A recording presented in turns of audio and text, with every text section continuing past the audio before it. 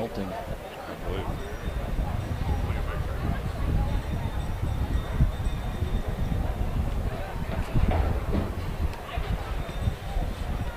3 minutes to open. Copy.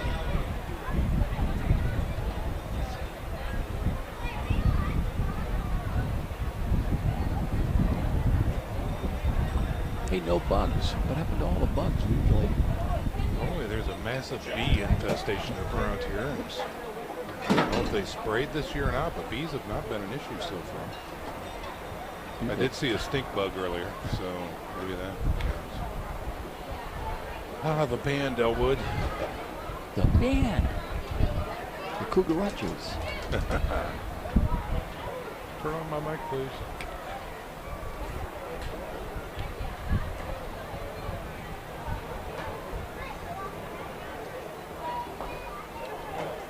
I'm guessing we're at least, I don't know if we're double from last year, but oh yeah, 40%, 50% sure. More. Yeah.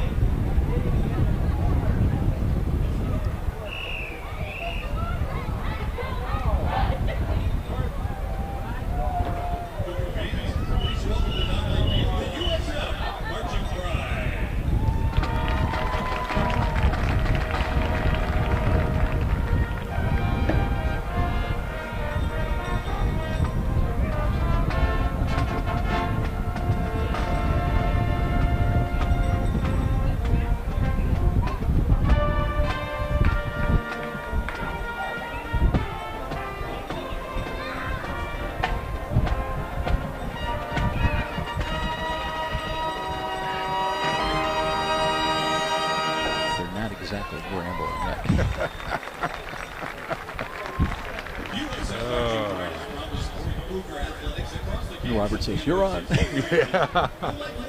You're off. Oh, my heavens. 1 minute to open. Copy. So, Sister Elise would like to visit with you. Yeah. 10 a.m. Monday morning. Bring your playbook. Wow, wow, wow, wow.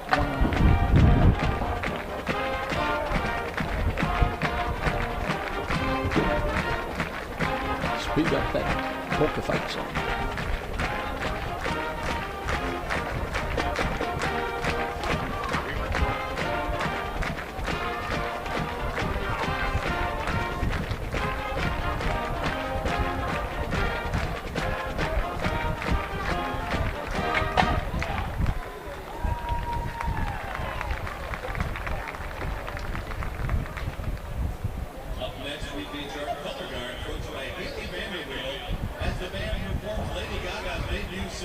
Open in 10. Copy.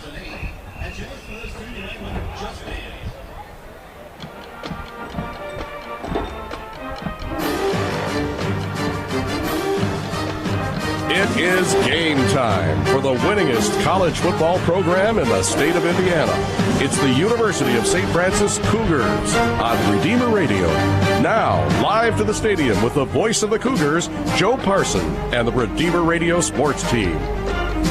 It's all Cougars to go at it tonight in the heat here at Darcy Stadium. Hi, everybody. Glad you could join us for Cougar football. Along with Sean McBride, I'm Joe Parson. Everybody guns for #1. And tonight, it'll be St. Xavier University, which sports an undefeated record at 3-0. Also a number 11 ranking, and most recently, SXU shut out Lindenwood Belleville last Saturday, 45-0. But what really grabs your attention, Sean, the St. X Cougars open the season defeating then number 5 Marion 32-27. And SXU now leads all MSFA teams, giving up less than 14 points a ball game, and that, in fact, is second best among all NAIA football teams. Joe, this is going to be a tremendous test for the Cougars today from St. Francis, if you will. Again, a very stout defense coming into Bishop Darcy Stadium. Again, last week, 5 sacks recorded by this defense for St. X. And the guy we're going to need to look out for is Josh Henninger. He is a inside linebacker for the Cougars on St. X team. He had the majority of those sacks, so a very stout defense coming in to play Nick Ferrer and company. Meanwhile, the silver and blue of St. Francis continues to be the MSFA's #1 scoring offense after beating St. Ambrose last Saturday in oppressive heat, 49-21. Record-setting day. You mentioned senior quarterback Nick Ferrer, throwing 4 more touchdown passes. That was just in the first half, and surpassing Jeremy Hiblin's mark. Ferrer now with 108 career touchdown passes. He would in fact finish the day with 508 yards passing, 6 touchdown passes on the day, 4 of them to wide receiver Dan Ricksy. And by the way, Justin Green, he complimented the air attack with a rushing for 162 yards and 1 touchdown. Well, not to be outdone on the other side of the ball, when you look at the St. Francis Cougar defense, again, grabbing top honors this week was the leader on that defensive squad, Pearson Harnish, number 9, who got the Defensive Player of the Week. So again, the St. Francis Cougars firing in midseason form here early. It's an all-Cougar matchup today here in Fort Wayne. USF number 1, SXU number 11. We'll take a timeout, then return with St. Francis head coach Kevin Donley and get his pregame thoughts about tonight's pivotal meeting. This is Cougar Football on Redeemer Radio, 106.3 FM, Northeast Indiana. Glenbrook Dodge Chrysler Jeep Ram wants you to drive a new vehicle. Don't let credit issues discourage you, because Glenbrook Dodge Chrysler Jeep Ram has a finance approval plan just for you. No minimum job time, bankruptcy, foreclosure, divorce, student loans, not a problem. All you need is a minimum monthly income of $800. That's it. You don't have to go to the fly-by-night, buy-here, pay-here place. You don't have to worry about payments that skyrocket after 6 months with hidden fees and rate hikes. And you don't have to worry about service after the sale. Glenbrook Dodge Chrysler Jeep Ram has a full service department and a full staff of sales and service professionals. So yes, you can have a big dealership experience, even with credit issues. Relax. Get a great new vehicle with a great new warranty, along with some great peace of mind. At Glenbrook Dodge Chrysler Jeep Ram, under the giant American flag on Coliseum, and online at glenbrookdodge.com. As American as it gets. Cougars looking to go 4-0 on the season, but they got to get past a very good St. Xavier team here today. But, Coach, you had to get 3-0 first last week and all that heat in Davenport, Iowa. And how about Nick Ferrer? Just a record-setting day, 6 touchdowns. Ricksy on the receiving end. First time he caught a touchdown pass, he didn't have just 1, he had 4. And then Justin Green running strong again, over 160 yards. And all that heat, but it didn't seem to slow you down much. Well, it was difficult. The heat, humidity was definitely a factor. I don't think we played as hard as we had the first couple of ball games. But Nick is as good as it gets. Ricksy had a breakout day. I think we had 3 receivers, Boswell, James, Ricksy, all over 100 yards with receptions. Very seldom that happens. Green, 167 plus yards. I mean, he's been steady and keep getting better. Defensively, we made some adjustments at the halftime. They came out and did some things that they had not shown before. So we adjusted to halftime, a second half shutout, which I thought that was big. So anyway, a good St. Ambrose team, got that behind us. And now the challenges just keep on coming. You know, St. X is a familiar foe to us all, and they're back in the saddle again. You know, I'd be remiss if I didn't mention, I certainly did on the air, I didn't realize, I knew there was a disparity in the penalties, but I've never seen, I can't remember the last time I saw a good team, not have any penalties. And again, you kind of expect you're going to have to deal with some adversity on the road, but I'm not sure you were expecting 0 penalties against the Bees. I got to take the rap for this, Joe. It was my fault. Before the game, these guys were going to explain who was on my side of the first half and who was on the second half, and they were trying to point them out. I said, guys, I coached over 450 college football games. I don't remember the officials' day. So I set the tone, all right? All right, let's talk about it's a guaranteed Cougars win day. We know that because St. Xavier, they're also nicknamed the Cougars. We've had some great rivalry matchups over the years. I remember the first game that St. Francis ever played in, won in Chicago against St. Xavier with 56 points scored. But this is not your father's St. Xavier team. They come in undefeated, 3-0. Break them down a little bit, what you see about the SXU Cougars on film.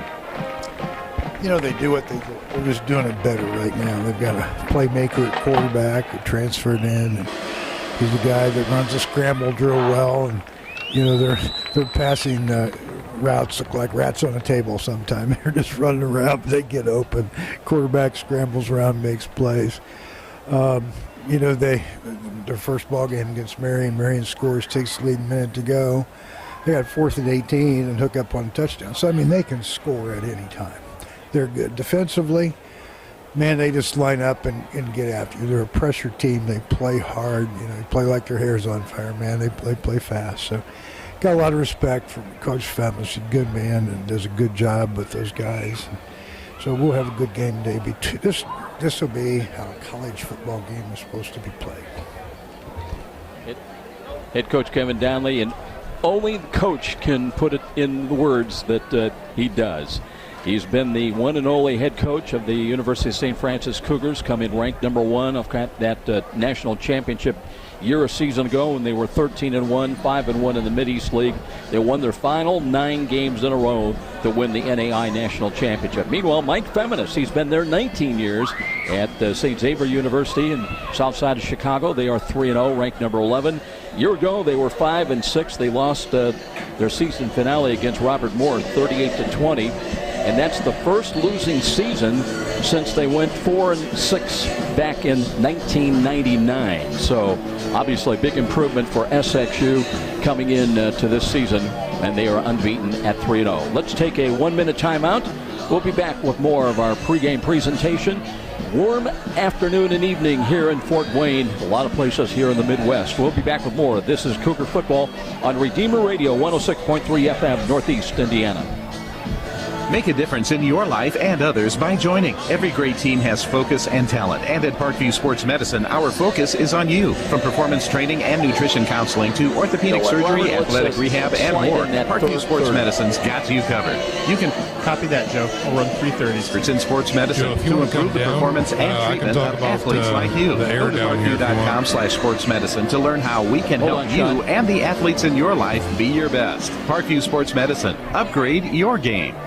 You can help support Go your ahead, Catholic Sean. parish or school. If you want to come down to me after this break, I can give you an update on the field if you Not want. only enjoy excellent personal service and save money with your new loan or credit card, having a hard you'll time. also be giving money back to the participating parish or school you care about. Try it one more Let time. Notre Dame Federal Credit Union elevate all participating parishes or schools. Elevate can be reached at Whatever you want to do. 844-230-611. No, it's up to you. I'll try and listen. Online at ndelevate.com. Independent from the university.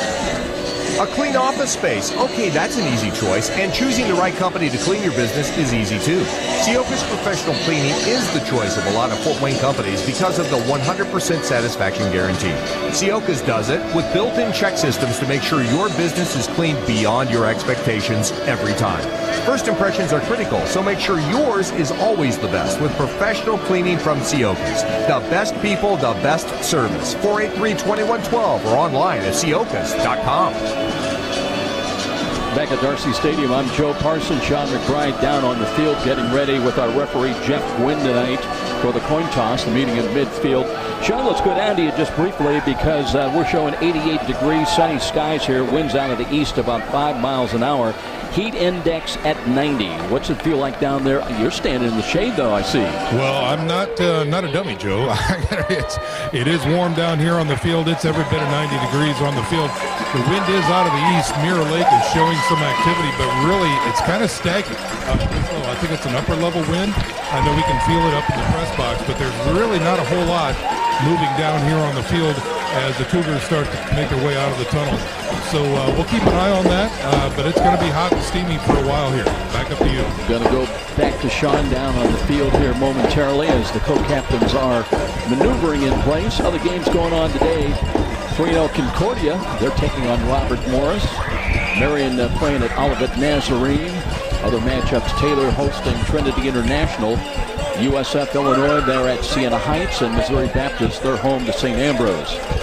Next home game will be Saturday, October the 7th. 12 noon ball game against Concordia. And of course, the Cougars have got that circled calendar date coming up next Saturday night. It will be a night game in Indianapolis taking on the Marion Knights. Kickoff again at 6 p.m.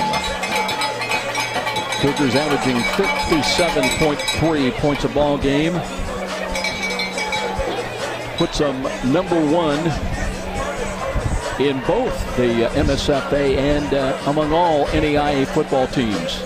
St. Xavier not far behind, though. They average 41.7. That's second best on the MSFA. As far as the team scoring defense, St. Francis giving up 17 points a ball game. St. X even better at 13-3. Let's go down with Jeff Winter, referee, and Sean McBride, the meeting in midfield. Come on in.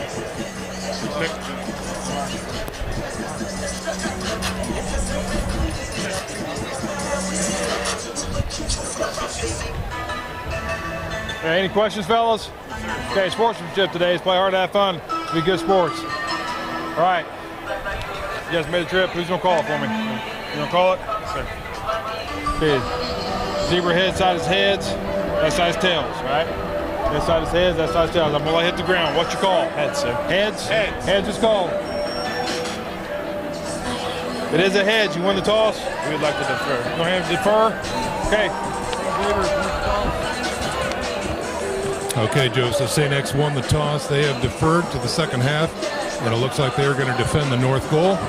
And so that's about it from down here. I'll make my way back up, and we'll get this thing started. And we'll be back with the opening kickoff. Cougars were guaranteed to win here tonight. St. X, the Cougars, and Silver and Blue of St. Francis also nicknamed the Cougars. This is Cougar Football on Redeemer Radio, WRDF 106.3 FM, Northeast Indiana. Do you have a devotion to Our Lady of Guadalupe? Travel with Redeemer Radio Odysseys to Mexico City and see firsthand the Tielma. Coming out of this, I'll run the prayer and then the opening. Virgin Mary. Register by February 28th to save $100 on your trip.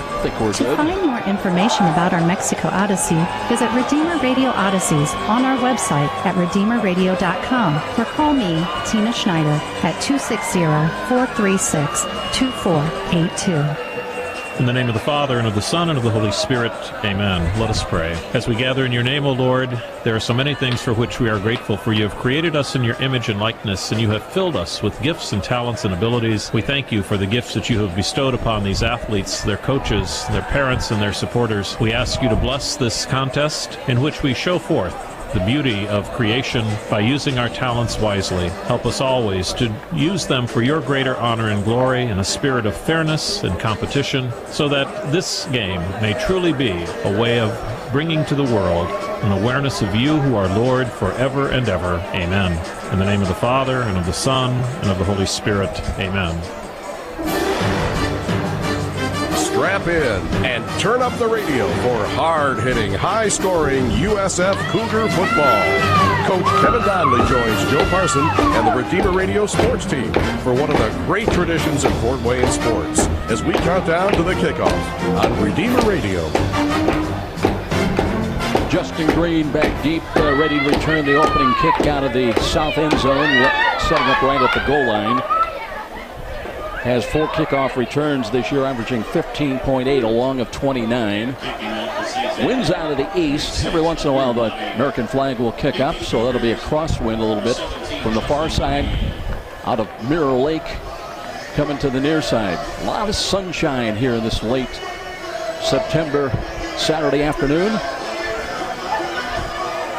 And here come the SXU Cougars, ready to kick it away from left to right. SXU won the toss, deferred. So the Silver and Blue of St. Francis with the first opportunity to go on offense. This is an ambidextrous kicker. He can kick, we're told, with both legs. Green looking near side. That ball will take a bounce, and it goes out of bounds inside the 5-yard line. So now you got a choice to take the ball upfield at the 35, or you can ask for a penalty and a re-kick. And we'll see what Kevin Donley's pleasure is early on. The elevator's out of order, Joe. I had to take the steps again. Sorry about being late there. But, yeah, let's see what happens. I think I want the offense out on the field. So, and I think, yeah, they're going to take it out at the 35. So the Cougar offense heads onto the field, averaging 270 a man, tackle to tackle. Been seeing Connor Holcomb, the transplanted guard of last year, now working at center. Austin Smoger and Jalen Gamble, the guards. Nick Shoemaker and Alex Woods, who I had lunch with Thursday, along with Lee Stewart in the media luncheon. And here comes the first snap, and there was movement. Leaning forward was Zach Gagner. Gagner missed the game at St. Ambrose last week with a bit of a back problem. That will cost the Cougars 5 yards, and that's something that Cougars have had problems with Sean McBride, they're averaging 99.3 yards a game. They had 8 in Davenport, Iowa last week for 95 yards, and now it becomes first down and 15. Yeah, that's really unacceptable, Joe. They need to clean those up, especially the silly ones like that, and that's not playoff-ready football right there. Justin Green, who checks into the ball game. He had 23 carries, 162 yards, a touchdown last week against the Bees. St. Ambrose Bees, not the ones that fly around. And he lines up and takes, no, it's a play-action fake, and here is a throw near side. A catch is made, and that's it. Rocky Jones sprints away midfield and into SXU territory inside the 45. So the Cougars waited little time before going to the air. Rocky James, who had 6 catches, 134 yards last week. A throw near side, a catch is made, and that's it. The cornerback needs to check his ankles because he got them broken right there. James did a nice ankle breaker move right there to get an additional 12 yards. James stays in wide to the right side. Boswell in the slot inside of him. Now they give the ball to Green. Cuts to his left. Now up the middle and fights his way inside the 42. Got maybe to the 41. That's a pickup of a couple of yards for Justin Green. Nothing really there, so Boswell in the slot inside of him. Now they give the ball to Green. Cuts to his left. Now up the middle and fights his way inside the 42. Got maybe to the run defense for SXU, giving up 144 yards a game. Last week gave the Lynx only 39 yards rushing. Same set with 2 wide to the right, 1 wide to the left side. Looks like Will Christmas is checked in as the long. Well, they have now 2 wide to the near side. Second down and long. Here's Ferrer dancing, trying to get rid of the ball, and he doesn't. He's going to be sacked. They pinched in from the outside, and he's brought down back around the 48-yard line. Now 2 wide to the near side. Yeah, it looks like second down and long. Here's Ferrer dancing, trying to get rid of the ball, and he doesn't. He's going to be sacked. They pinched in from the outside, and the pocket started to collapse, and Ferrer just couldn't get rid of it. Now the Cougars face the St. Francis Cougars face third down and long, third and about 14. And on third downs, they are 74% for the year. That's number 1 among all NAIA football teams. 3 back deep in the secondary for SXU. They do show a blitz up the middle, but now that drops off. Here's Ferrer looking over the middle, throws it, and he's got first down. And that's got to be Sean Boswell. It is inside the 30, he's down to the 28. Beautiful job by Boswell to find that bubble downfield there. He just went down on his crossing pattern, planted right in the middle, that drops and off. Ferrer found him. Ferrer looking over the middle. Has a small profile that I think by the defensive backs. Sean Boswell with 6 catches last week, over 100 yards, 104. Did not get a touchdown, but the Cougars of St. Francis now, the silver and blue on the march, and they've got it at the 29 of SXU. Empty backfield now for Ferrer. Looks, quick bubble screen right side. Here's Green. Green looking for a block. It's not going to get it. Gets back to the line of scrimmage at the 29, and that is about it. Omar Salazar from his outside linebacker position did a great job of flowing with the ball and shedding a block. Looks, quick bubble screen right side. Here's Green. Green looking for a block. It's not going to get exactly the situation you're looking with, trying to get Justin Green in space and one-on-one, but this SXU team, they are very, very good. Now the Cougars of St. Francis looking to adjust their offense. This time Rocky James comes wide to the left. That becomes the wide side of the field with the ball at the right side hash mark. Second down and 10. Motion. Boswell comes back to the near side. They hand off to Green. Green trying to step out of a tackle, and again he's well defended. Knocked down. That was Hediger that got in there and got a hand on him. It'll be maybe a loss of 1, and third down and long coming up and 10. Motion. Boswell comes back to the near side. They hand off to Green. Green your lead trying to step out of a tackle. Unfortunately, that backside pressure was fast enough to catch him from behind. So I think that O-line is getting challenged up front here early, Joe. No question. And it's creating kind of an issue for the St. Francis Cougars. Now St. Francis trying to get to the SXU 19-yard line on this snap on third down and 10. Opening possession of the ball game, no score. Ferrer, this time from the left side half mark. Short drop, the rush is coming. Throws, ball knocked down at the line of scrimmage. As getting a hand on that was Dimitri Joe, who goes 6'3", 270. Now it's fourth down coming up. Ferrer, this time from the left side half mark. Short drop, the rush is coming. Throws, went into the hands, I believe, of a Cougar lineman, Alex Schwartz. As getting a hand on that was Dimitri Joe, Didn't see that one drop into Big Alex's hands. The rare times an offensive lineman gets a chance. Eli Wallace is going to come to the game now. As getting a hand on that was Dimitri Joe. Joe. Going to roll the dice. They're going to go for it apparently on 4th down and long. 4th and 11, trying to get the 19. Early key play of the ball game. And Ferrer going to back up out of the pistol now. Waits for the snap and has got it. Taking a look, throws to the left side. He's got a turnaround catch by Will Chrisman inside the 15 at about the 14-yard line. And the Cougars dial up completion again. That is a good play by that young man. They are expecting many, many big things from him. And he's showing up, Joe. I tell you what, when Ferrer lost that ball, Chrisman was still in his route. And I'm like, turn around, son. And he did. And so the ball was meant for him. Chrisman turned on a dime, and the ball was right there in his hands. Beautifully executed play.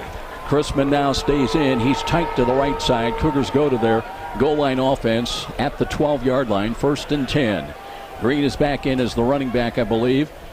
And a little bit of motion. They'll hand the ball. Here's Justin Green and knifes his way inside the 10-yard line. Got another couple of yards down to the 8-yard line. Nothing comes easy with the run game so far tonight. No, just a little counter blast there that time inside the tackle on the left side and pushed inside the 10.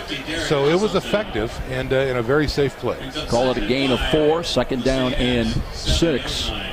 Cougars can score without...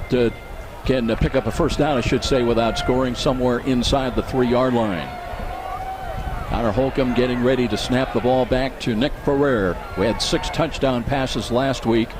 Green is in there. He's offset to the right side. Short drop throw, left side catch is made. That's Gigner fighting inside the 3. Got to the 2, I think. Bumped out of bounds near sideline. And USF should have enough for the 1st down, I believe. Green is in there. He's offset to the right side. Short drop through, left side catch is made. That's Gigner fighting inside the 3. Got to the 2, I think. Bumped out of bounds near sideline.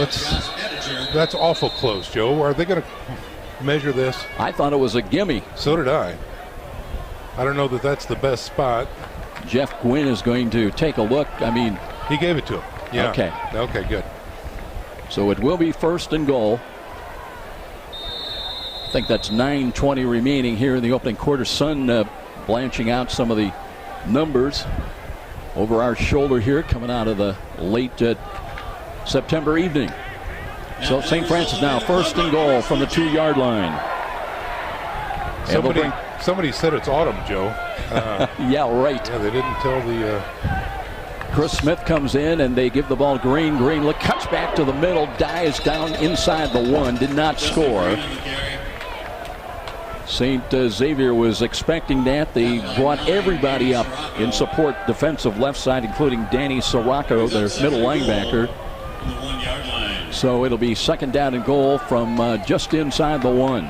Green's vision is tremendous. He was supposed to flow outside, but then saw a seam, so he cut on a dime, but it closed up very quickly. This time now Ferrer's under center with 2 running backs lined up behind him. Long count from the line of scrimmage for Nick Ferrer.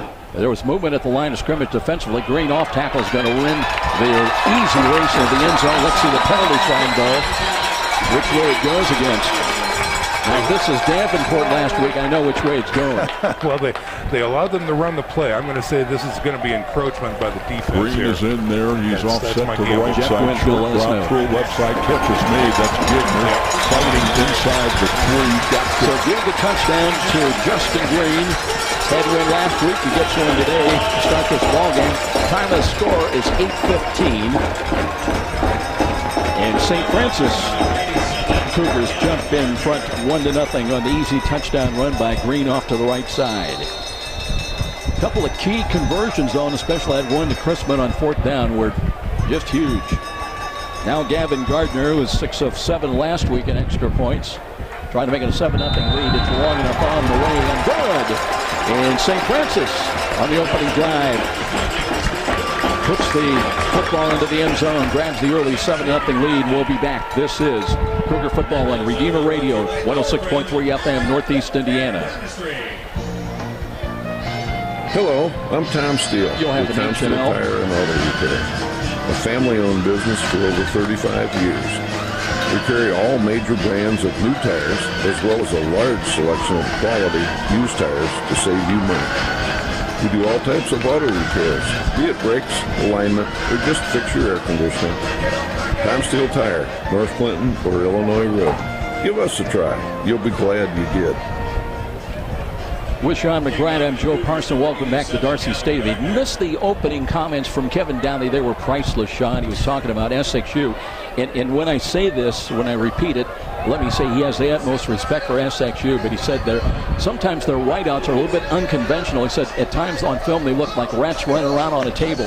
But guess what? They make plays. Yeah, wow. Some street ball in order here, possibly. Okay. That'll be fun to see him formation here on offense and see what happens. Gardner ready to approach and kicks it from the 35, end over end. Rotating back into the end zone, and they will down it.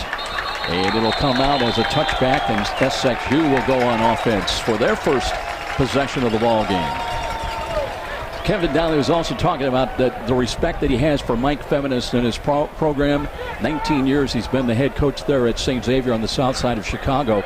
And he was talking about their first game against Marion. They were down late in the ball game. They had a 4th and then 18, and they scored a touchdown to win the game. Wow.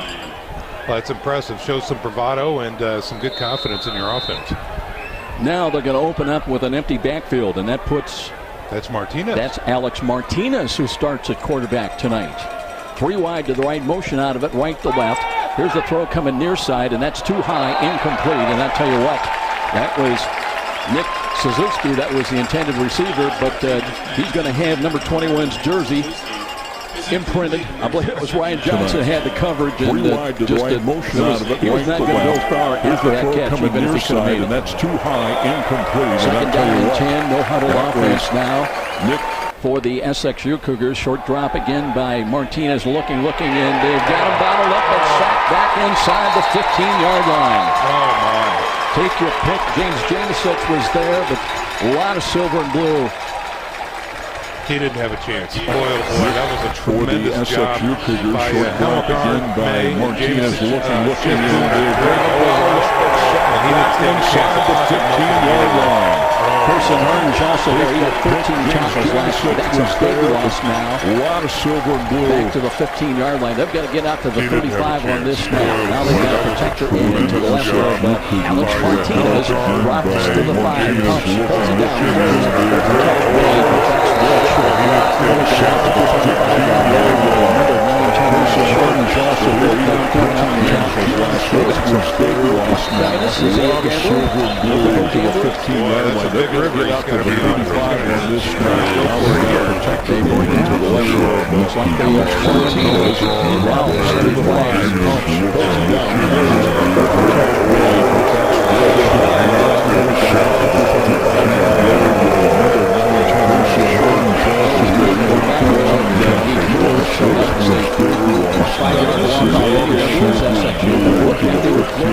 Pumps, pulls it down. That's exactly what they were doing.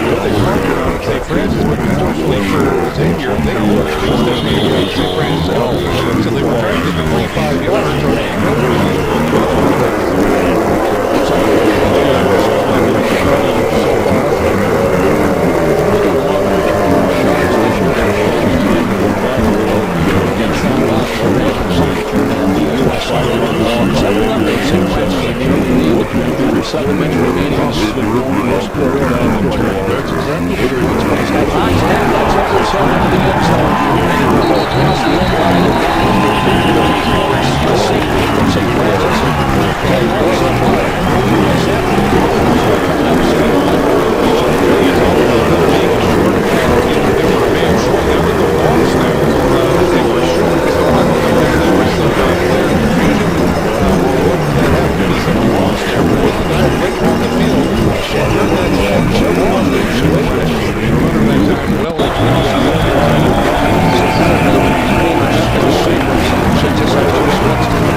Second break. This is Cougar Football on WRDF 106.3 FM Northeast Indiana. Hello, sports fans. This is Father Bob Darrow, chaplain at Bishop Dwenger High School. It is time to get geared up for our fall sports season. Whether competing on a soccer field, golf, or cross-country course, volleyball court, or on the gridiron, We wish good luck and great sportsmanship to all our student athletes and their teams. May we become the saints we are called to be. St. Sebastian, pray for us. St. Francis about ready to get the ball back again after the safety. It'll be a free kick. They'll tee it up at the SXU 20-yard line. Green is back at the 15. And Sean McBride, that's got to be just a tough feeling if you're a punter. And I don't care how tall you are, and that ball sails 4 feet over your head, you're in trouble. Oh, you're in trouble big time. That was a true freshman mistake, as Sorrow, the freshman, was a long snapper that time. Knuckleball kicks back on one bounce to Green. Cuts to the 25, 30, 35. He's got some running room. 40, 45, 50, and angles out of bounds in SXU territory again. They'll mark it at about the SXU 48-yard line, and St. Francis in business with great field position once again. Well, again, you can't give the Cougars one bounce to Green. St. Francis 25, 30, 45. He's got some running room. 40, 45, 50, and angles out of bounds in Xavier's side right now, because mistake after mistake, and they faced a big-time Cougar offense on that first drive, and here they are now with a short field. But as we say so often, it's a 60-minute game, and you don't win it in the first 5 minutes. You bet. You can lose it sometimes, but 6:41 remains in the first quarter. Here's Ferrer. Play action fake, wants to throw, sets up the pocket, throws the long ball. He's got Rocky James over the shoulder catch. Inside the 5, he lost the ball. Got it again. Touchdown. Wow. How about that? Rocky James making it electrifying. 49 yards on the touchdown toss.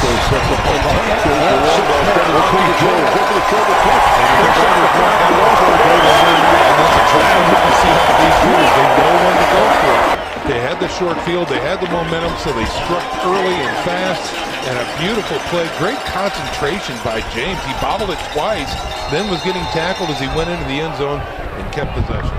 Wow, what a play. How about that? That's it. Points on the board in 9 seconds. Now Gardner with a right-footed kick again. Long enough, end over end on the way, and good. And just like that, it balloons out to a 16-0 St. Francis lead over the 11th-ranked SXU Cougars. We'll take a timeout. We'll be back to Darcy Stadium. Cougar football on Redeemer Radio, 106.3 FM, Northeast Indiana. This is David X with Union Savings Bank Mortgage Department. So happy to support Bishop Lures and Bishop Dwenger student athletes who work so hard to be the best they can be. I'm here to support you too as you look for mortgage lending. If you need a home loan, pick up the phone and call me, 418-6191 anytime, for low closing costs and great rates. 418-6191. I offer what you want, low closing costs and great rates. Call 418-6191. Member FDIC, Equal Housing Lender. Back with Sean McBride, I'm Joe Parson, in silver and blue looking pretty good, Sean. Well, and I tell you, they have a tremendous crowd out here at Bishop Darcy Stadium, homecoming Saturday, and they are lined up around the field, in the stands, on the fence lines, and the Cougars are not disappointing as St. Francis is putting on a show here early. Gavin Gardner ready to tee it up once again, kicking from right to left. And here it comes, high end over end. Into the end zone once again. They'll be taken 4 yards deep. They're going to try to run it out to the 10, left side. And that's Suzuki. And knocked down inside the 10-yard line. Not the best decision by that young man. Trying to make things happen, and that time it surely did not. Swarming special teams play by St. Francis. And again, they've got a hole to dig out of now over at St. X. Now, we saw Alex Martinez start at quarterback. He's not played in the last couple of weeks. 205-pound sophomore, 6-footer.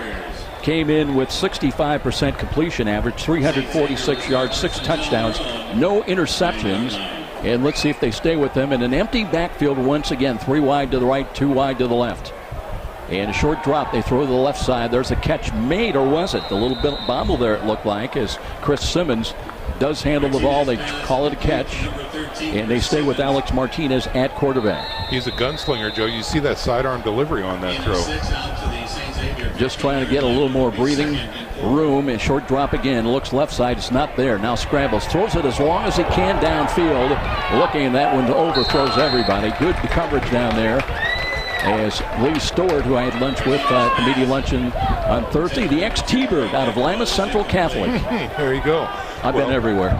Yes, you have. Interesting to note right there that Martinez actually took a heck of a shot by one Pearson Harnish as he released the ball. and he was watching that ball float down the field from his from the prone position. Michael Markosovic checks out of the game. Mark Striviak checks in. Part of the three-wide package to the right side. Here's the drop by Martinez. Looking, and they got him sacked again at the 5. And that was Overgarn at 6'5", 320. Hello. Well, look at him move. I've never seen a guy move so fast that large before. And boy, he shot the A gap right there and really had that center back on his heels on the overscape and just Martinez. Another big sack, 2 on the day. St. Francis, who had just 1 sack last week, already 2 tonight in the game here at St. Francis. So it'll be 4th down and 11. And again, SXU short a man, and Mike Feminis will not. He's one of those old school coaches. They are not happy when you don't remember your assignments. Right. So Bailey out of the end zone, about 8 yards deep. Waiting for the snap, high snap, and there we go again. And they've got a problem. Another safety, and St. Francis will lead this ball game 8-0. Bailey just turned his head. It was like watching that home run ball going in the stands. Yeah. Got no chance on that one. Boy, oh boy, Anthony Sarro, the freshman, the true freshman, is a long snapper. He sees a lot of the St. Francis will lead this ball game 8-0. Just turned his head on the sidelines. That's a problem. That's the second safety already this ball game. That will make it 18-0. And once again, we'll take a quick timeout. This is Cougar Football on Redeemer Radio, 106.3 FM, Northeast Indiana. Programming on Redeemer Radio is underwritten in part by Bob Busher Homes. Floor plan customization is what they specialize in. Find floor plans, building sites, and read Bob's story on the web at bobbusherhomes.com. Bob Busher Homes is locally owned with offices in Fort Wayne and Angola. For more information about new home building or remodeling, Bob Busher Homes can be reached at 260-490-3355. Cougar fans, just a reminder that H&L Electric is your full-service electrical contractor. From commercial, industrial, and residential, H&L Electric can handle the smallest to the largest of projects for your business or residence. Call Pete Henry at H&L Electric. Well, Sean, I've been doing this a long time. That is the first time I've ever seen bad snaps resulting in safeties so quickly in a ball game. Here's a good return. I believe that's Wallace, Eli Wallace, into SXU territory inside the 40.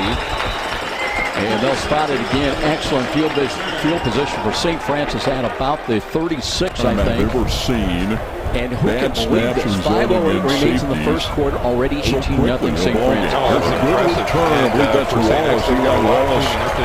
Again, on that kickoff right there, they tried to ship it down the field on the ground to avoid the deep return. And again, the St. Francis Cougars get a great return. Again, giving the offense another short field opportunity here, still in the first quarter. SXU trying to keep it away from Justin Green and still paid a price. Now Rocky James already has a touchdown. Is in wide to the right side. Boswell split inside of him in the slot.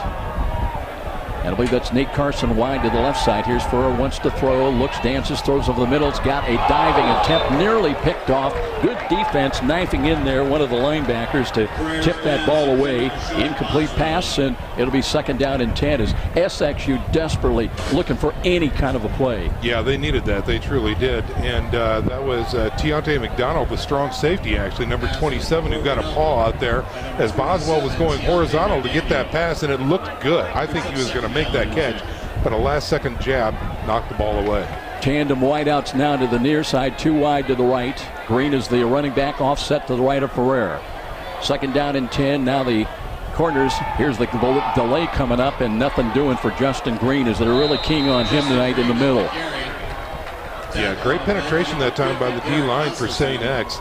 Little different formation. We don't typically look at twins right and left. We'll see a twins package on one side or the other, but I don't know if there was a blocking assignment issue there, but boy, that was a nice tackle for loss. Derek Hosselton pinched in there, made the play. Loss brings up 3rd down and 14. St. Francis trying to reach the 26-yard line on this snap now. Ferrer takes a look at that SXU defense, barking out the signals. Got Eli Wallace in as the running back. Now here's Ferrer looking, dances, throws, and there's an awkward catch but made by Rocky James. Does not have the 1st down. Looks to be about a yard short. So it'll bring up 4th down, and in a game like this, Kevin Donley, Eli Wallison he's not is the running going back. to try for the Now field goal or punt. Looking, dances towards, and there's a stack 3 defense right there by the St. X Cougars. Gives plenty of time for Ferrer. Ferrer sets his team down and looks to hand the ball off, and here's a run right side. That's Wallace. He's got the first down to the 25. A play that's designed to go up the A gap. He had to slide off to his right. Good-looking freshman running back, 5'9", 210. Very effective that time in short yardage situations. Ferrer sets his team down, looks to hand the ball off, and there's a run right side. That's Wallace. He's got the first down to the 25. Get enough for a first down right at the 25. To go up the A gap. He had to slide off to his now right. making some changes. As freshman running back, 5'9", Andreas 210. Gomez-Espino. We haven't seen him in a couple of years. He's in wide to the short side to the right. Two wide to the left. The big catch on the down. Given the spot to Lewis again, and he splits defenders after the catch inside the 20 and picks up another couple of yards down close to the 18, even the 17-yard line. With some great concentration there, even a guy was shooting into this little play after the catch by falling forward. By the way, good to see Gomez-Espino back in out of Snyder High School. Been battling injuries his whole career at St. Francis. 2 wide now to the right now. That was a gain of 6. 2nd down and 4. Ferrer, short drop. Looks, throws the fade. Looking for Chrisman. On the way, got it. And lost it. Had it for a moment. Pretty good defense, though, back there in the corner. As it was Trevon Anderson that got a little bit, maybe a touch of that football to deflect it away, but Will had another shot on a deflection, but it drops, and now it'll be 3rd down and 4. It was enough, and you're right, Joe. That was great. Got that ball away, or at least interrupt the pass. And Chrisman over on the sidelines, I'm sure he's saying, hey, if we don't get it here, let's run that again. Duke Blackwell checks in. 2 wide to the right to come up, at least in the corners, press coverage. Ball just outside the SXU 23. Blitz is coming. Here's Ferrer, throws a fade again, looking for Rocky James. Up, he's got it! Took it away from 2 defenders. 18-yard touchdown toss. What elevation by Rocky James. He goes 6'1", but he timed his read perfectly. I don't know what his vertical is, but it was impressive. He went over Kevin Donley, the 6-foot quarterback right there, and grabbed it right out of his hand and came down with it. Took it away from 2 defenders. 23 yards on that scoring toss. And time of the score, 2:42, and St. Francis making it look easy here tonight at home so far. But again, a long, long way to go. Gardner on to try to add the extra point. Right-footed kick is on the way and tries to place it perfectly into Moran, and is good. An unbelievable start. We thought this might be a dogfight, maybe a 12-7 ball game. Who knows? But 25 first quarter points already by the top-ranked USF Cougars. And we'll be back. This is Cougar Football on Redeemer Radio, 106.3 FM, Northeast Indiana. Do you have a devotion to Lady Guadalupe? Travel with Redeemer Radio Odysseys to Mexico City and see firsthand the tilma of Juan Diego bearing the image of the Holy Virgin Mary. Register by February 28th to save $100 on your trip.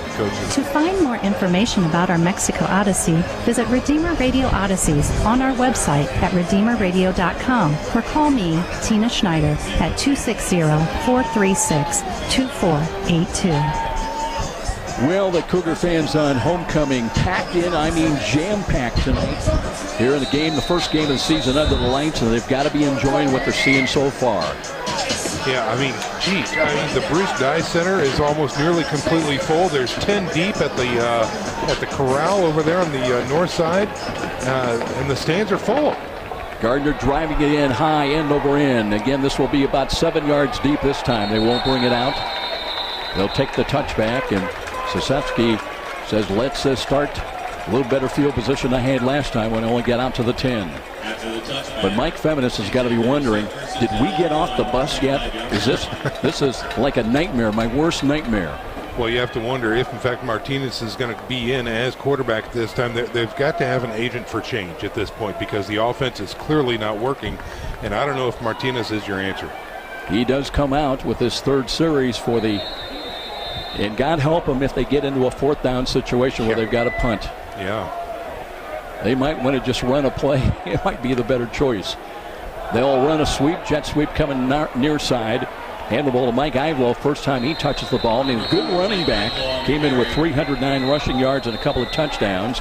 And does bring the ball out for a gain of about 6-7 yards. Yeah, it's a nice hard-nosed run right there. Checking in at 5'10", 195. He was dragging tacklers with him. And so that could be something there if he's able to get the edge consistently. But Martinez stays in, the 6-foot sophomore quarterback. Now Ivlo comes in motion far side. That'll create an empty backfield. And there was motion coming near side, and that's a catch by Suzuki, trying to keep his feet, but Pearson Harnish. But I believe that St. Francis came offside. Looked like Blaker, I think, came offside trying to anticipate the snap. I think you're exactly right. Jeff Gwynn, our referee, talking with his. Pearson Harnish, number 39, Eric Dutton. His penalty marker up the field. Outside defense, number 90. Penalties decline. Result of the play. First down. St. Xavier is going to decline the penalty. They'll take the play. They've got a first down, and that is one of their first of the ball game. 2:18 remains, quarter one. If you're just tuning in, 25-0 St. Francis. Fueled by a couple of safeties on bad snaps into the end zone on fourth down. Ivlo again curling his way up the middle. This time runs into Blaker.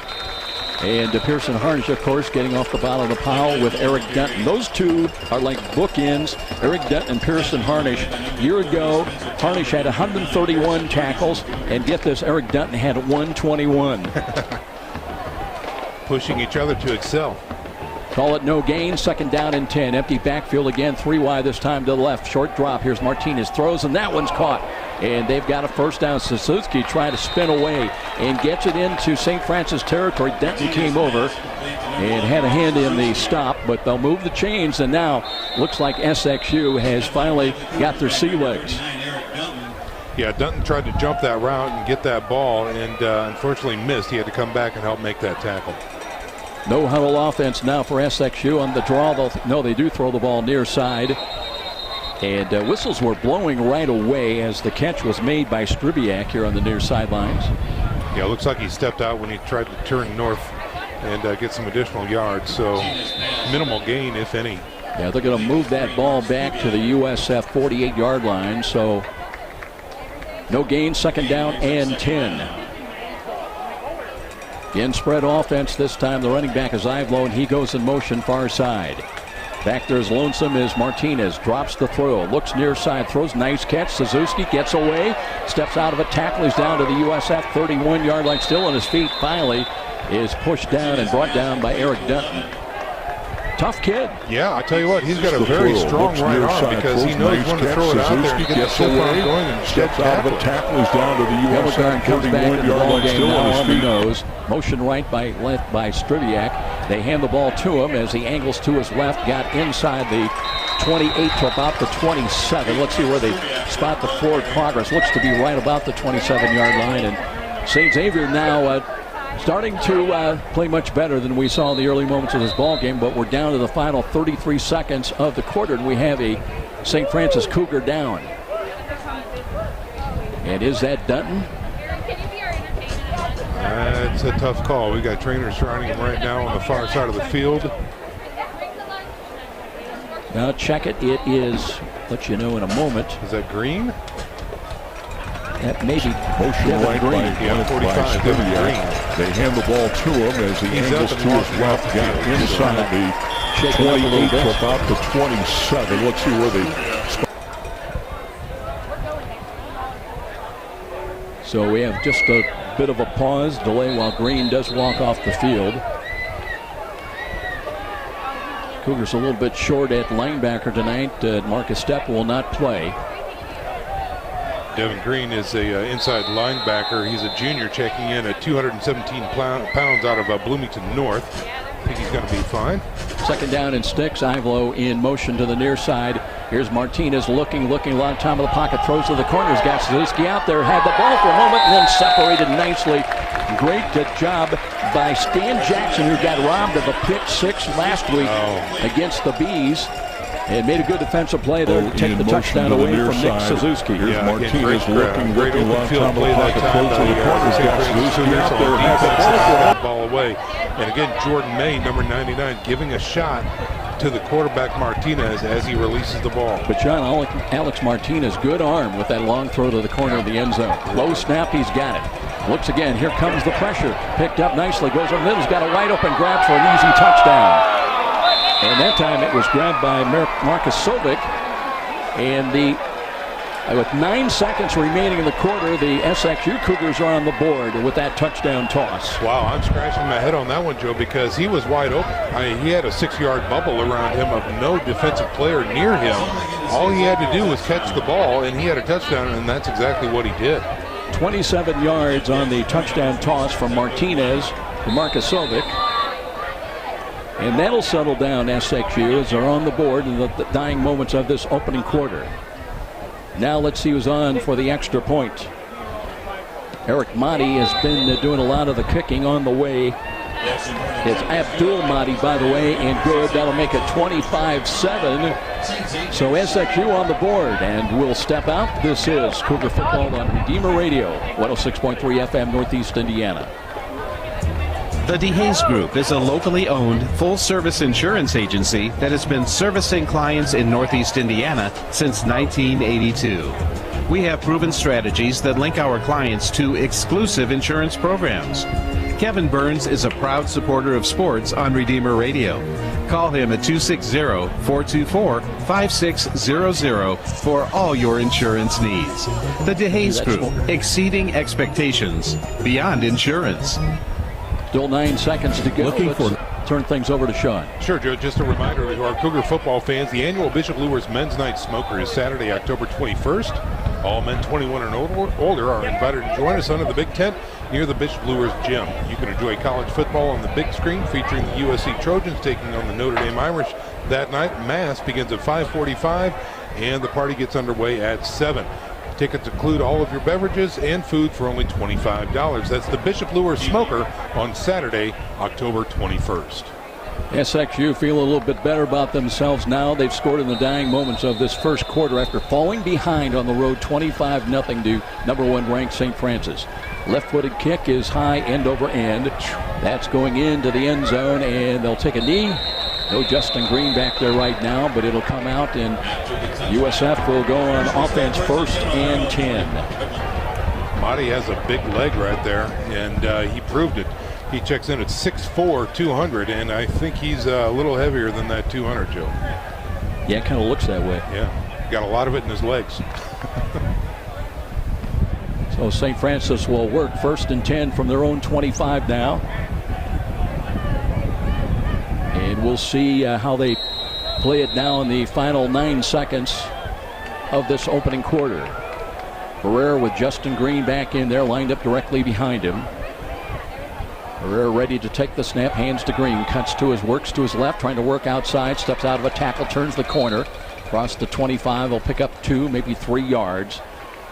Pushed out of bounds here on the near sidelines, and clock did stop with 2.9, so they'll have another snap. That'll be a gain of a couple. 2nd down and 8. Clock runs now out, and that will be it after 1 quarter here at Darcy Stadium. 25 in a row for the Silver and Blue of St. Francis. Then offset. SXU gets 1 on the board here in the late going. 25-7 after 1.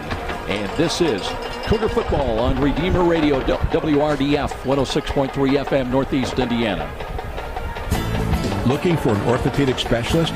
Ortho Northeast has been serving the community for 50 years with offices in 3 convenient locations. Dr. John Pritchard is a board-certified orthopedic. Joe, do you want 130 here or 2? Yeah, you can just run the 1 where they're scoring. Or save for your knee or shoulder pain. Dr. John Pritchard is looking forward to meeting you and helping with all your orthopedic needs. Call Dr. Pritchard at 260-484-8551 or online at ortho1.com. Last meeting with these 2 teams that came in 2014 in Chicago. SXU won that one 53-26. Last St. Francis win was in 2013, 45-20 here at Darcy Stadium in Fort Wayne. As far as the series, going back to 1998, that was the first ever game played by St. Francis. And USF went into Chicago and scored 56 to win. They only won one more game the rest of the year. But the series stands in favor of St. Francis 8-5. Get ready now. It'll be second down and 8. USF works out of the north end zone, left to right. Here's Ferrer, looks near side. Now pulls it down. He's got to throw quickly, and he's got a high ball, incomplete. Trying to find Zach Gagner out there on the left side, and that time it just sailed a little bit on Nick Ferrer. Yeah, a little rushed out of the pocket, flowing to his left side. It would be good if, in fact, he could have planted a little bit better. I think that ball kind of sailed on him. But, again, coming up with a 3rd and long now. They've had a very good string of third down conversions so far this season. Best in the league. So let's see what they can do here. At 74% leading everybody. They've got to get out, though. They're their own 35. And I think Ferrer heard footsteps coming from behind him, had to unload quickly. Now on the 3rd down call, motion Gagner right to left behind the line of scrimmage. Here's Ferrer looking a lot of time over the middle, throws in traffic, catch is made, first down. They'll have it outside the 35 to the 36. And Will Crispin's come up with big here tonight already. Yeah, he's showing good hands and good presence out there. Great concentration to keep a hold of that ball. He was double covered and then quickly triple teamed as he pushed him back, but forward progress gave him enough for a first down.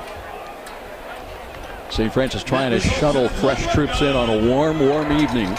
87 degrees here at kickoff, 88 actually. Quinn Zaire, a 278-pound sophomore, 6'4", checks in on the offensive line. 1st and 10. USF, early moments of the second quarter, leading at 25-7. Ferrer again looking to hand off. Here's a darting move, and there's Justin Green. Cuts inside, he's up the midfield. They're going to mark him down right at the 50-yard line, and boy, there is vintage cutting action by Justin Green. So exciting to watch him run, and he has just got a beautiful vision out there. Knows how to get 3 yards, then knows how to get 3 more, then knows how to get 5. I tell you, this kid is just so exciting to watch. Chris Smith checks into the game out of Indianapolis Pike, a blocking back.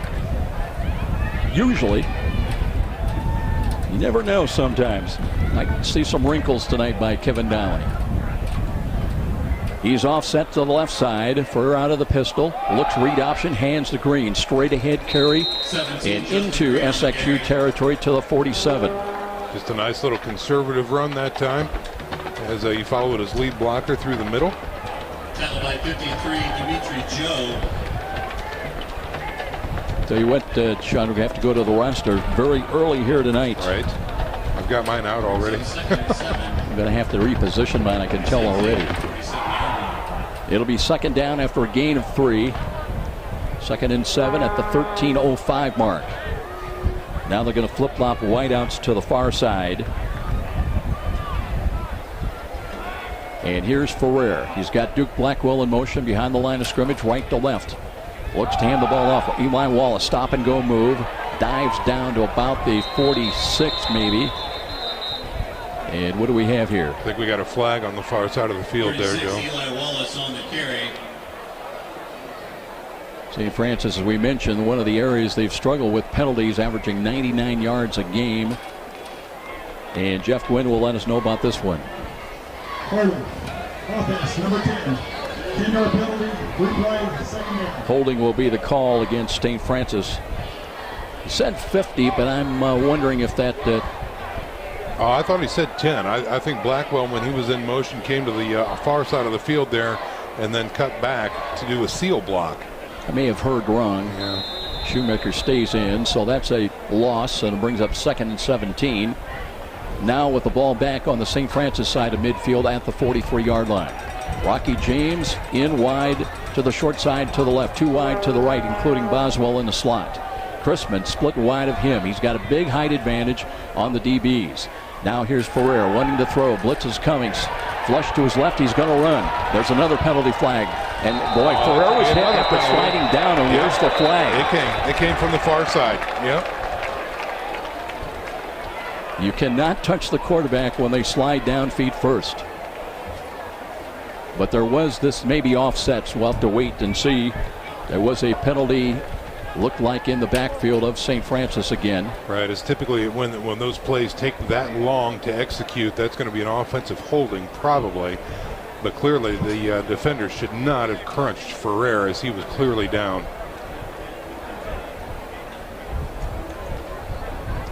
Jeff Quinn looking to Mike Feminis on the far lines. He's shielding his eyes, trying to understand what the options may be presented to St. Xavier. And Kevin Donley saying, what's going on? He's out on the field. Where's my conversation? Holding. Offense number 75. Penalties declined. Result of the play, 3rd down. What did they say about the... They waived the late hit on Ferrer. Why? Yeah, good question. I'd like to know because that was blatant. Are we in Davenport again? Am I having a nightmare I'm trying to wake up from? Deja vu all over again. Oh, my heavens. It'll be 3rd and 13. St. Francis trying to reach the SXU 40-yard line now on this snap. Ball is at the St. Francis 47. 2 wideouts to the right, motion by Gegner. Here's Ferrer looking, pulls it down. He's got to do something with it. Now runs to his right, looks on the move, and he throws complete at the 40-yard line. That's Rocky James again, pushed out of bounds on the St. Francis sidelines inside the 40 at about the 38. That should be enough for a first down, Joe. Yeah, look at that. Great job. Well, again, James coming back, doing that drag route and finally getting open spaces. Ferrer was running for his life to the right side, was able to spot him across the field and chalk it up another first down for the Cougars. It is certainly one of the sidelight stories of this first half as St. Francis has faced some challenges, but they have responded. Yeah. Each and every one of them. They lead it 25-7, 11.5 minutes time remaining in this first half. Ferrer from the right side hash mark. Play action fake again. Looks, throws the home run ball. He's got a man down there. The battle for the ball knocked down. Ball was underthrown a little bit. Incomplete. As we mentioned, getting some playing action. Andreas Gomez-Espino was the intended target. The 6-foot, 175-pound junior wideout from Snyder High School. But that ball needed to go a little bit further and higher. So now it'll be 2nd down and 10 with the ball still inside the 39-yard line of SXU. Gomez-Espino stays in the game, wide to the far side. Rocky James wide to the right. Gegner's up on the wing to the right side. And Ferrer, long count from the line of scrimmage. Hands to Green. Green needs a block. Got it. Cuts to the 30. He's still on his feet inside the 20-yard line. And straight away he will score. Justin Green they're not going to catch him today.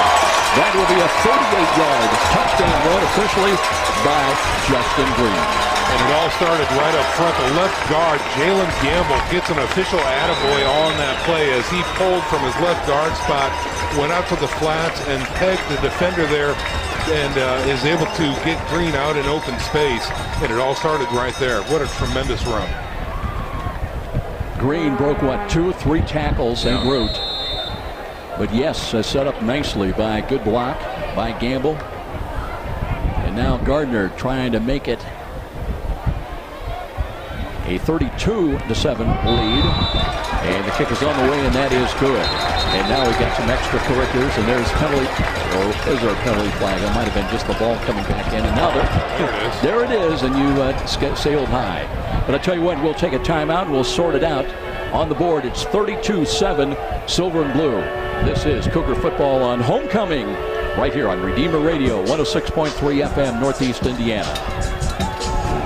This is David X with Union Savings Bank Mortgage Department. So happy to support Bishop Lures and Bishop Dwenger student athletes who work so hard to be the best they can be. I'm here to support you too as you look for mortgage lending.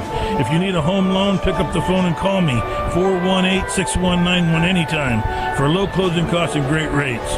418-6191. I offer what you want, low closing costs and great rates. Call 418-6191. Member FDIC, Equal Housing Lender. Cougar fans, the St. Felix Catholic Center in Huntington, Indiana offers one-day and overnight retreats with over 70 rooms. Be sure to visit Our Lady in her grotto and walk the 30 scenic acres. St. Felix is the former home of Blessed Solanus Casey. Visit their website at sfcatholiccenter.com to schedule your next meeting or retreat. Still waiting for, there may be a penalty that's enacted after the kickoff here. But we were wondering, and then suddenly you saw a flag go about 30 feet high. Yeah, I think that was an unsportsmanlike conduct against the Cougars. Well, yeah. St. Francis. Sorry. Wanted to build in a little suspense there. So looks like they're going to tee this one up a little bit deeper. Well, you have a little fun when you're on top at 32-7 against a very good team. And that, the penalty against St. Francis, they'll kick off from the USF 20-yard line. So Gardner will be hard-pressed to get this one into the end zone. Or will he? We'll find out in a moment. Kick is away, end over end. This is coming down, fielded at the 16-yard line. Return right side, that's Krzyzewski.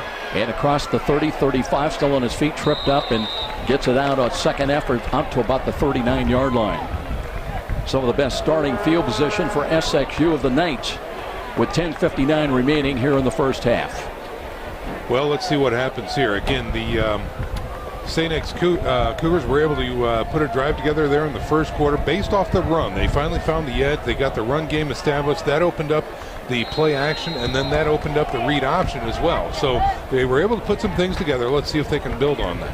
Esau Hemphill is checked into the backfield for SXU now. And here's a quick throw. And looking, that is wide and incomplete. A little bit low, intended, I think, for Suzuki on the far side, but he wasn't really looking around for it. Wilmer Cole had the coverage. No, and again, that was a testament to the defensive pressure right there. As Martinez knew he had to get rid of the ball, so he just threw it when the receiver wasn't even looking yet. Jamari Watson checks into the backfield. Now the third running back of the night used by Mike Feminis. He's offset to the right of quarterback Alex Martinez. Has started and gone all the way tonight.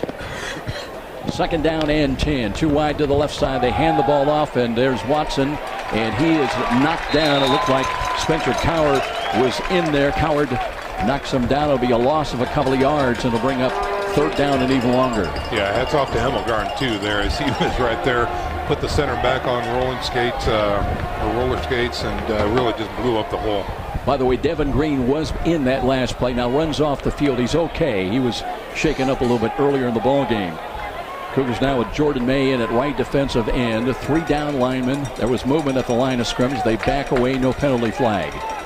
Coward also repositions along with Ryan Johnson up close. Trying to put pressure. Empty set for Alex Martinez. And now puts the play in motion and throws over the middle. And that one is knocked away. Ryan Johnson rotated back. They were looking for a flag. Harold Davis was the intended receiver. He was called for a flag, but no chance on that one. No. Yeah, Ryan Johnson, just great coverage that time. Where the cornerback, who followed the drag route over the middle, was able to get his paw out right there. Sean, it's that time. Yeah, oh boy. We've got a snap coming up on fourth down. Now the good news for SXU, they've got the ball at their own 37-yard line. And let's see, there's a good snap for Bailey. And the kick is high, sailing ball, wobbly. Fair catch is called for, and that's made by Boswell back at the 16-yard line. But you think that Joe Bailey, what was going through his mind waiting for that snap after two of them sailed over his head in the end zone for safeties in the first quarter? Yeah, and you notice, too, I think he was a little bit closer, Joe. He wasn't back the full stretch that punters normally take. So maybe they had practiced that or talked about it during the break to give their center, some more comfort. Look, you don't have to zing it back there, okay? Just get it back there nice and easy, and we'll take care of the rest. Maybe he said, just turn around and kind of lob the ball back to me, Yeah. Give me a chance here, partner. So the Cougars of St. Francis now at some of their worst starting position of the day. They've got the ball at their own 17, 1st and 10. Still twilight here at Darcy Stadium. Here's a run, and second effort. They'll maybe get back to the line of scrimmage. Green not in there that time. It was Eli Wallace. Good pressure by Omar Salazar, number 10, the outside linebacker, to find that hole, step up, and make contact in the backfield. St. Francis in back-to-back night games the next weekend. Of course, big one down in Indianapolis, 6 o'clock kickoff at Marion against the Knights. No gain, second down and 10. Ferrer keeps Wallace in, offset to the right side. Gegner up on the wing to the left. Too wide to the short side. Here's Ferrer, quick thaw toss. He's got Rocky James, steps out of the tackle. Brought down across the 25 to the 26. He's about a yard, maybe a yard and a half short of the first down. It'll bring up third down in short. Well, James is having a fantastic night for the St. Francis Cougars. In the first quarter, he had 4 catches for 106 yards and 2 touchdowns. And he's still on display here in the first half. So far, we've not seen Dan Ricksy tonight. Had 4. He only did not have a touchdown catch all year. Well, guess what? He had 4 last week against St. Ambrose Bees. Now Ferrer needs about a yard and a half. Blitz coming defensive right side. A short throw, and they've got the crossing wide open. Rocky James running room, but dives down across the 35 to the 36. They'll move the chains. 1st and 10. That was too easy. Nobody within 10 yards of Rocky James. Yeah, he turned on the jets immediately, made the cut, dragged across the middle. And like you said, Joe, he was wide open. Easy throw for Ferrer. Clock moves inside. 8.5 minutes time remaining in this first half. Cougars put 25 big ones in a row on the board. Right now it's 32-7. St. Francis with the ball and the lead. And Ferrer walks up to the line of scrimmage. Might be changing the play call. Zach Gegner, they're going to flip-flop him from the left wing to the right wing. Ferrer looks to throw. Throws far side's got a catch. That's Will Chrisman. Little square out pattern run on the far sidelines up to the 43. Little pitch and catch now by Ferrer and Will Chrisman. Yeah, and again, very effective that way. Very safe passes and moving the ball effectively down the field. A little dink and dunk. And you can gain some yards and keep the ball in your possession very easily that way. Gain is 7. Chrisman stays into the short side. Gegner out there also as well.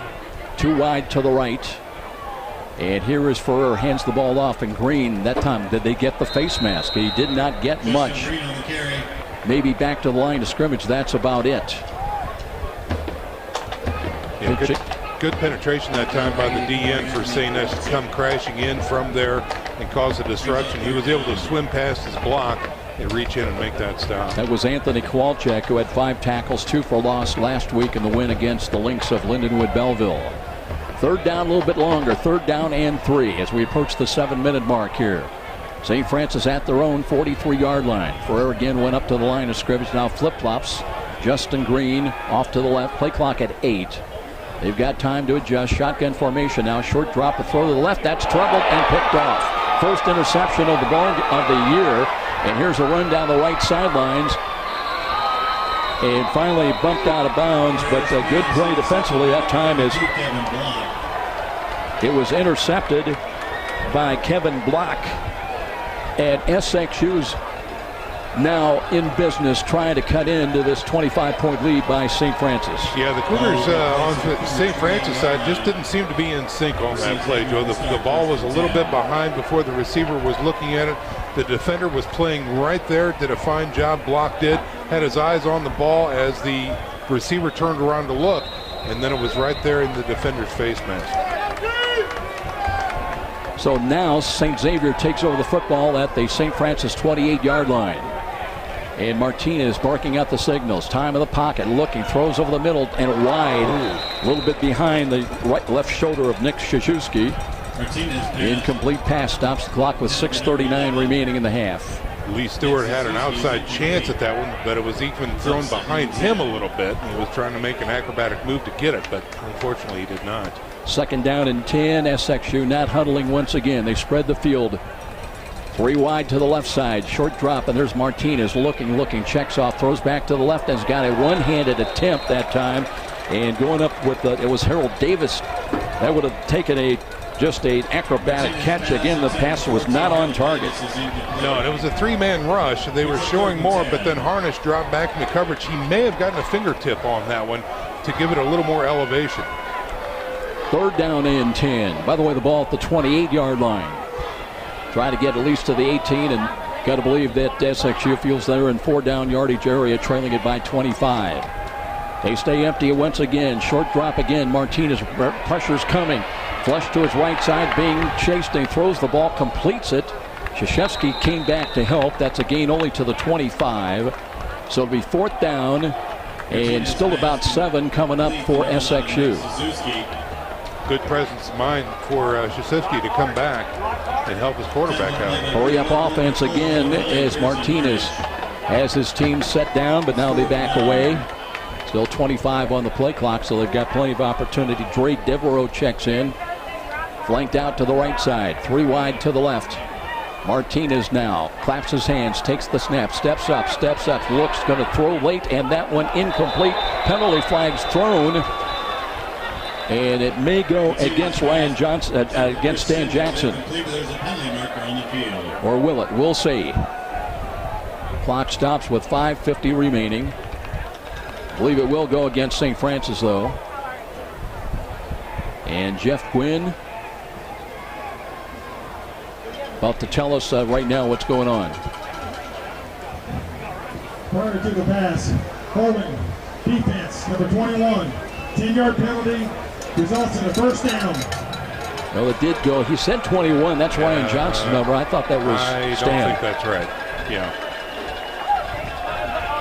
So it will result in a 1st down. It'll be 1st and 10 just outside the St. Francis 15-yard line. And new life for SXU, trailing at 25-7. And here as they run the draw, they'll hand the ball off. Ivlo trying to carry tacklers inside of the 15. Not much more than that. They'll spot the ball just nose of the football inside the 15. Call it a gain of 1. 2nd down and 9 coming up. I don't know that St. X is going to find much through the middle, but of course you have to try. You have to keep the defense honest. 2nd down and long. Still from the right side hash mark. 2 wide either side of the field. Again, play action fake. They did not hand the ball off, and Martinez wished he had. He was swarmed upon. You take your pick. James Jamesich was there, and he had lots of help. Helmegarn there as well. Yeah, I think Jamesich is going to get credit for that sack, and it was a big one all the way back to the 20-yard line. 3-man rush that time too, Joe. So it'll be 3rd down and even longer, 3rd and 14 from the 20, and I believe SXU is going to talk things over. They will take a timeout. And we have exactly 5 minutes remaining in the half, and we will be back after this timeout. This is Cougar Football on Redeemer Radio, 106.3 FM, Northeast Indiana. Make a difference in your life and others by joining. Every great team has focus and talent, and at Parkview Sports Medicine, our focus is on you. From performance training. This is Parkview Health, Joe. Okay, where am I at then? We have 4 more 30s left in the 1st half.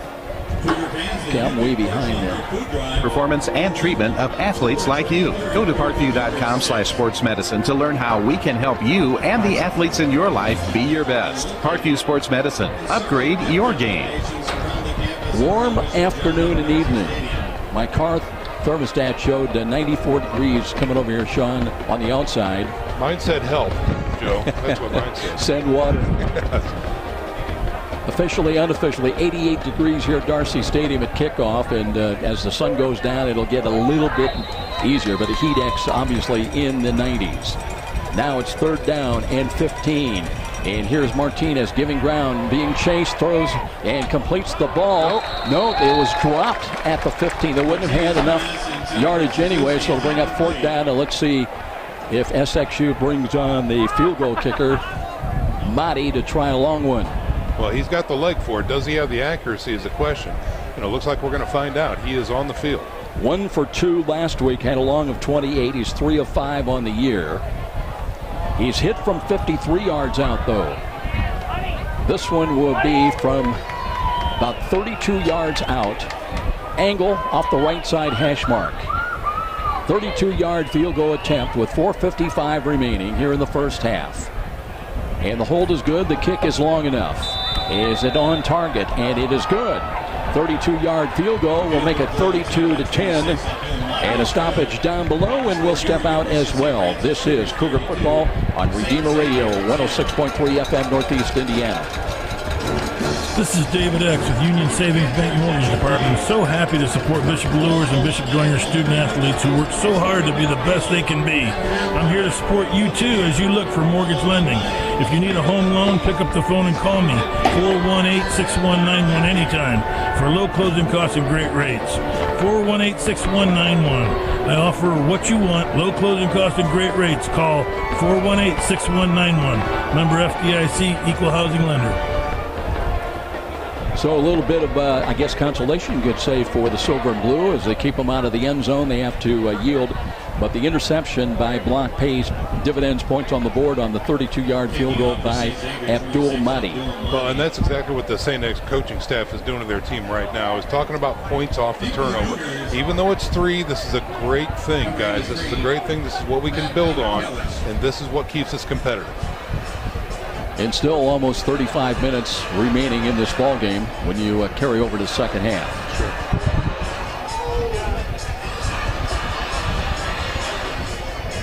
So SXU, let's see if they have a little trickery now in mind, trying to feed off the positive develops of Abdul Mahdi.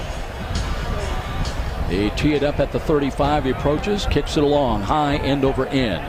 That one's coming down. Fielded inside the 5 at the 3. Return across the 10, 15. Short side. Across the 25 up to the 33-yard line. So good return. And St. Francis now will put the offensive unit after having the Nick Ferrer first interception of the year occur the last possession. Cougars will begin first and 10 on their own 34-yard line. Well, let's see if the St. Francis Cougars can play some mistake-free ball. We talked about their penalties. We saw an interception as well. And let's see what this drive yields here as we get ready to call the second quarter short.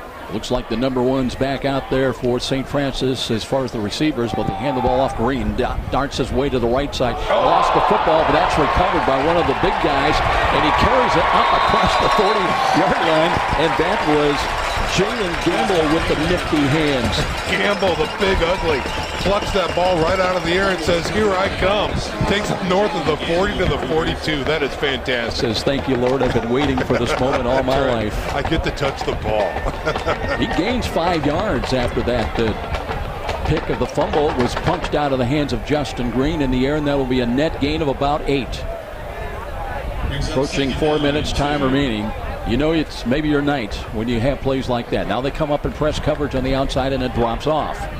On second down and short drop. Ferrer throws in traffic and completes it. Boy, that was a tight window, and he found Boswell at the SXU 49. Hold your breath. Boy, what confidence is on display right there. Ferrer knew that if he threw it to Boswell in triple coverage, he's got a shot, and sure enough, he did.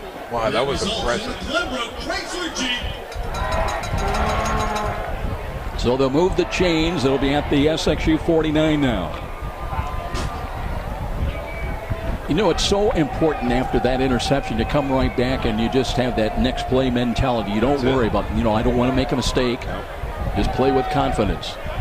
Now the St. Francis Cougars trying to make sure they've got their assignments on the offensive line as they'll run the ball again. Here is Eli Wallace. Angles to his right and carries tacklers out of bounds inside the 45 to about the 44. Young man runs hard. Yeah, he really does. I was just going to say, Wallace doing a fine job. He is a freshman out of Lakeland. And after that initial hit, it didn't seem to faze him. He kept the legs churning and did a fine job dragging that tackler with him. Picks up about 5 yards, second down and 5. Crispin splits wide to the left side. Up in the slot will be Duke Blackwell to the left. 2 wide to the right, and now it includes Zach Gegner. Rocky James out here on the near side as well. Empty backfield, in fact, for Nick Ferrer. Pump action fake, throws the ball low, but a catch made at the 40. That's Blackwell. And works to his left, out of bounds at the 30-yard line of SXU, and all cylinders hitting right now for St. Francis. Yeah, I don't know what move Blackwell put on. I think it might have been the head fake by Ferrer that froze the linebacker, but Blackwell had a 5-yard bubble around him, nobody near him, and he turned on the Jets after he caught it. That was a great play. First and 10 now at the SXU 30-yard line. 32-10 our score. St. Francis scored the first 25 points of the ball game, fueled by a couple of bad snaps on fourth down into the end zone for safeties by SXU.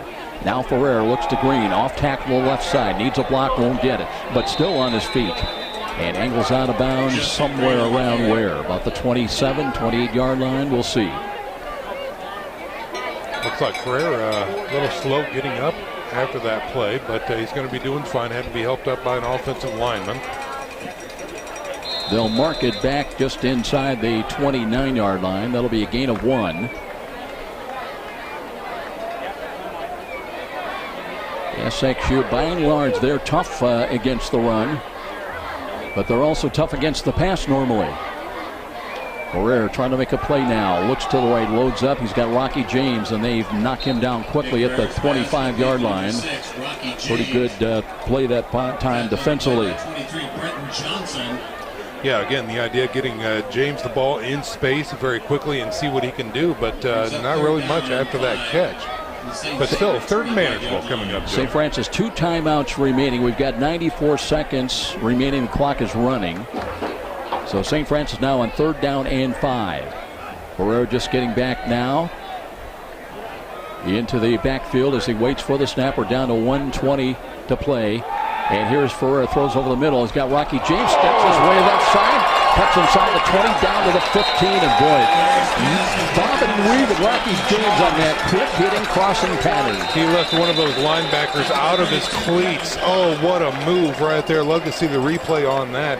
And again, those 2 linebackers then hit and collided, and Rocky James was alone to be able to get the first down. St. Francis will take one of their 2 remaining timeouts with 1:12 on the clock, 32-10 our score. St. Francis silver and blue on top.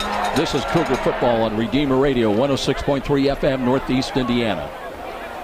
Diamonds are girl's best friend, and diamonds are forever. And since 1988, Peter Franklin has been bringing you the finest diamonds imported from overseas diamond cutters. Peter Franklin Jewelers. Jewelry created from concept to completion by our master goldsmiths on staff. Peter Franklin Jewelers, with 3 locations to serve you: New Haven, DuPont Road, and Angola. Remember, it's not just jewelry, it's Peter Franklin. St. Francis on the road and next Saturday night against rival Marion, taking on the Knights. It'll be a 6 o'clock kickoff. Meanwhile, SXU, they're back home next Saturday afternoon. They'll take on Taylor University. Cougar fans, just a reminder that this broadcast is brought to you by Bishop Luers High School, a Catholic educational community that instills in each student dignity, integrity, respect, and responsibility. You can catch the Luers spirit at www.bishopluers.org. 1st and 10, USF. They've got it at the SXU 15. Rocky James. They want to flip-flop him wide to the short side to the left. Ball's at the left side hash mark. Now Boswell comes in motion as well to the left side. Blitz is coming. They'll hand the ball Green. Starts left, cuts to the right, trying to get in a foot race. Comes to the 15 and steps out of bounds at the 11-yard line. Well, again, great vision that time by Green. Saw that the blitz was coming from his right, started left, but realized that there's going to be some holes on the right side due to the blitz, and took off like a shot to try and get to the edge. Clock stopped as he went out of bounds with 1:05 remaining. 2nd down and 7. Now the ball at the, where is it? At the 12, I think. They moved it back another yard. This time now they'll spot it at the right side hash mark. Jalen Gamble in there at left guard has made a couple of plays, including a catch of a fumbled ball that Green popped in the air. And here's a quick pass right side. The catch by Boswell, bumped out of bounds inside the 10.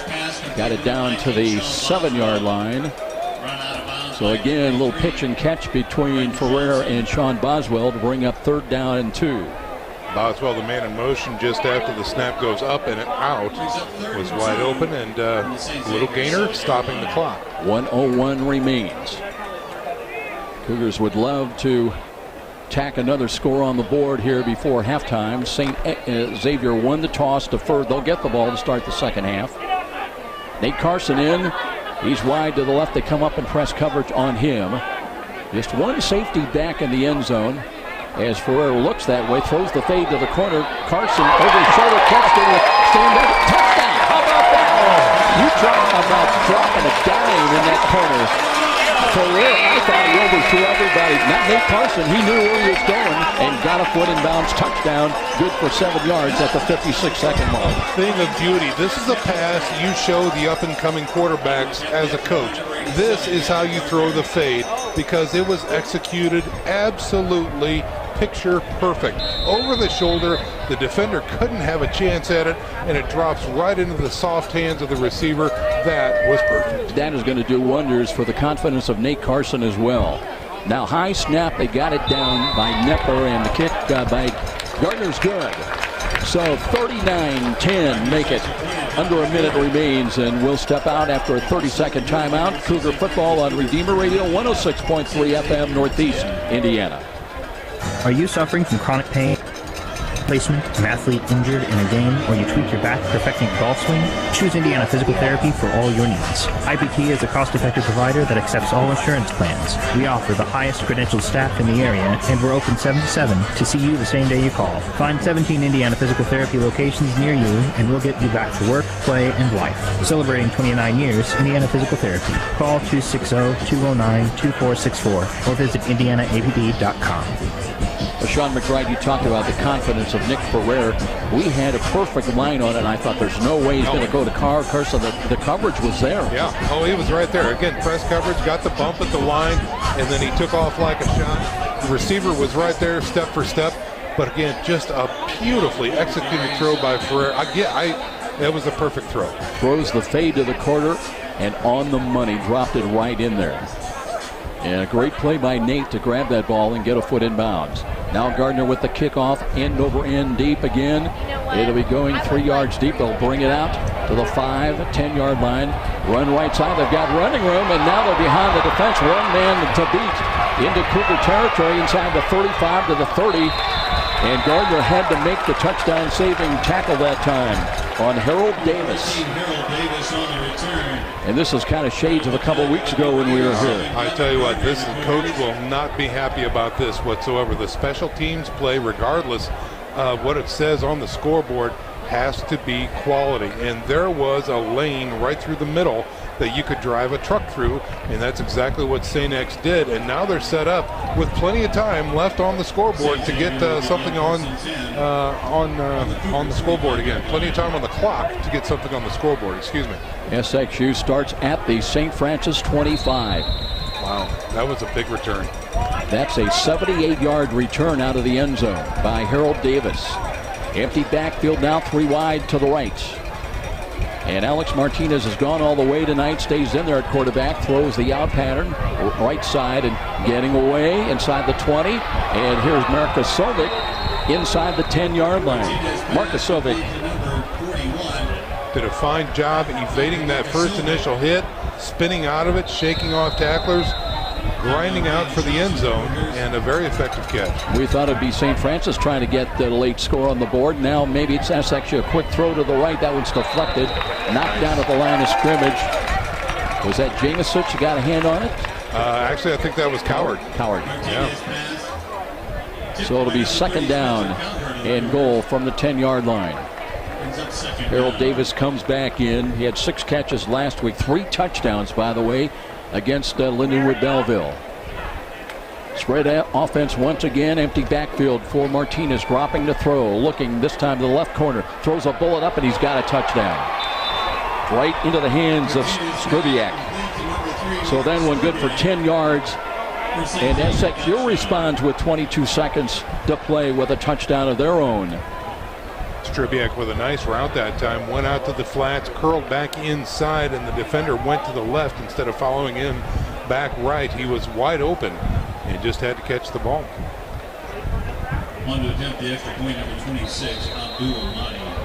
Mahdi comes on to attempt the extra point here, still 22 seconds remaining. We have seen points in a flurry. Waiting for the snap, now right-footed kick is on the way, a lot of leg there, and good again. So 39 on the board and 17 for SXU.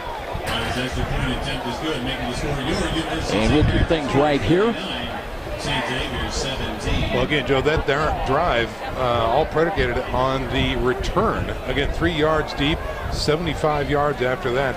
set up St. X in great shape, 5 yards outside of the red zone, and then they were able to effectively pass the ball into the end zone with just a few ticks left of the clock here in the first half. So it will be very interesting to talk to Coach when he comes out after the halftime break here and talk to his defense and find out about what the message was, and especially about special teams and their effectiveness. Because, again, we saw some slop here a couple weeks ago at that home game, and they've cleaned some things up, but clearly not all things. Well, a little bit of good news, bad news. USF does have 25 in a row.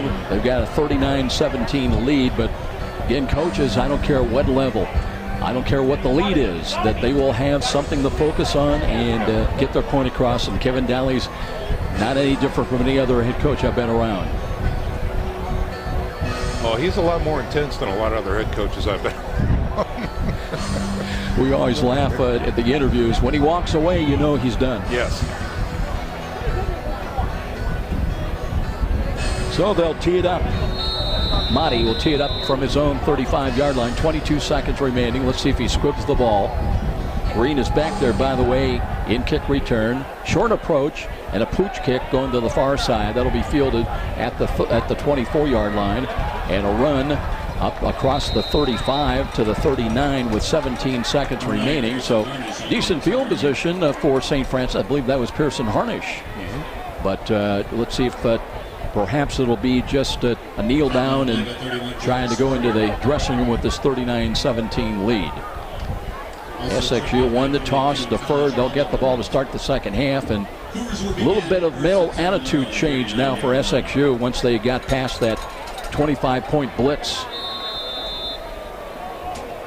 And let's see, Ferrer, they are going to take the kneel down formation, and that is going to be it. So we will go to halftime. And the good news, 39 first half points for St. Francis. Came in the #1 scoring offense in all of NAIA football, averaging 57.3. So they're well on their way. But again, 30 minutes of football to be played. We'll be back with our halftime presentation. 39-17 our score here. #1 against #11. This is Cougar football on Redeemer Radio. WRDF 106.3 FM, Northeast Indiana.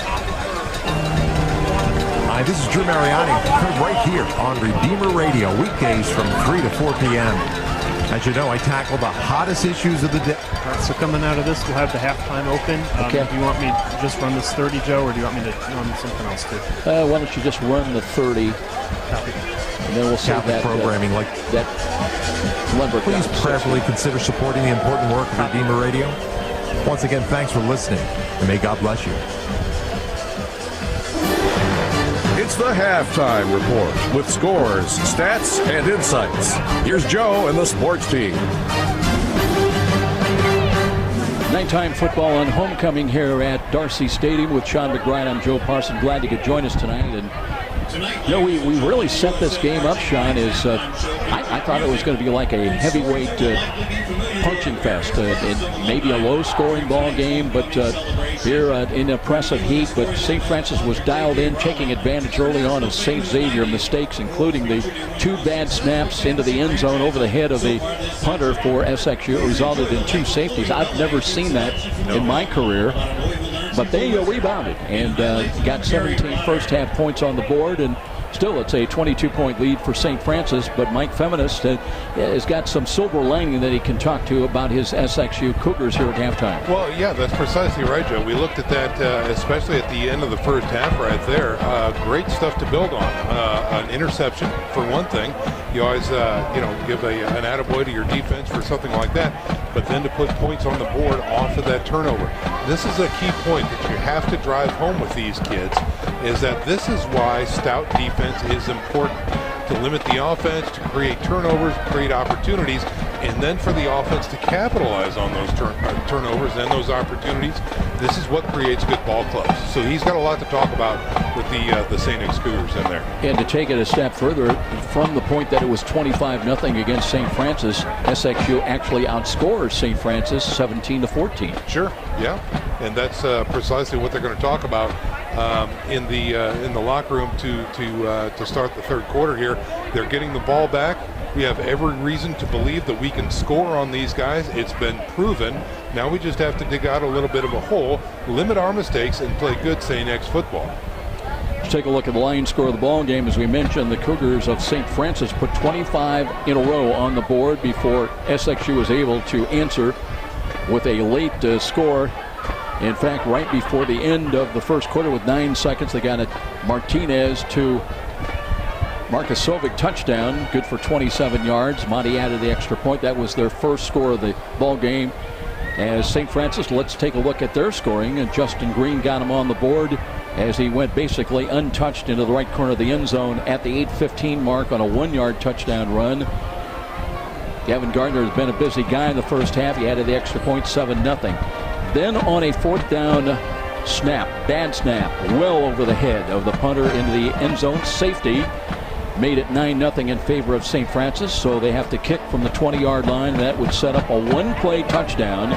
Ferrer to Rocky James, good for 49 yards at the 6:32 mark. Suddenly was a 16-0 lead for St. Francis. Another situation, 4th down and long. SXU's got a punt. The snap sails over the head of the punter into the end zone once again. Another safety at the 5:15 mark. That made it 18-0. And then with 2:42 remaining, 23-yard touchdown for Ferrer to Rocky James, his second touchdown catch of the ball game. Suddenly the USF Cougars, the silver and blue, ranked number 1, were up 25-0. Markosovic with that touchdown catch right before the end of the quarter, 25-7. Then it was that nice sprinting dash to pay dirt by Justin Green, good for 38 yards. His second rushing touchdown of the ball game came at the 11:06 mark. Gardner with the extra point to make it 32-7. Cougars were up again by 25 points.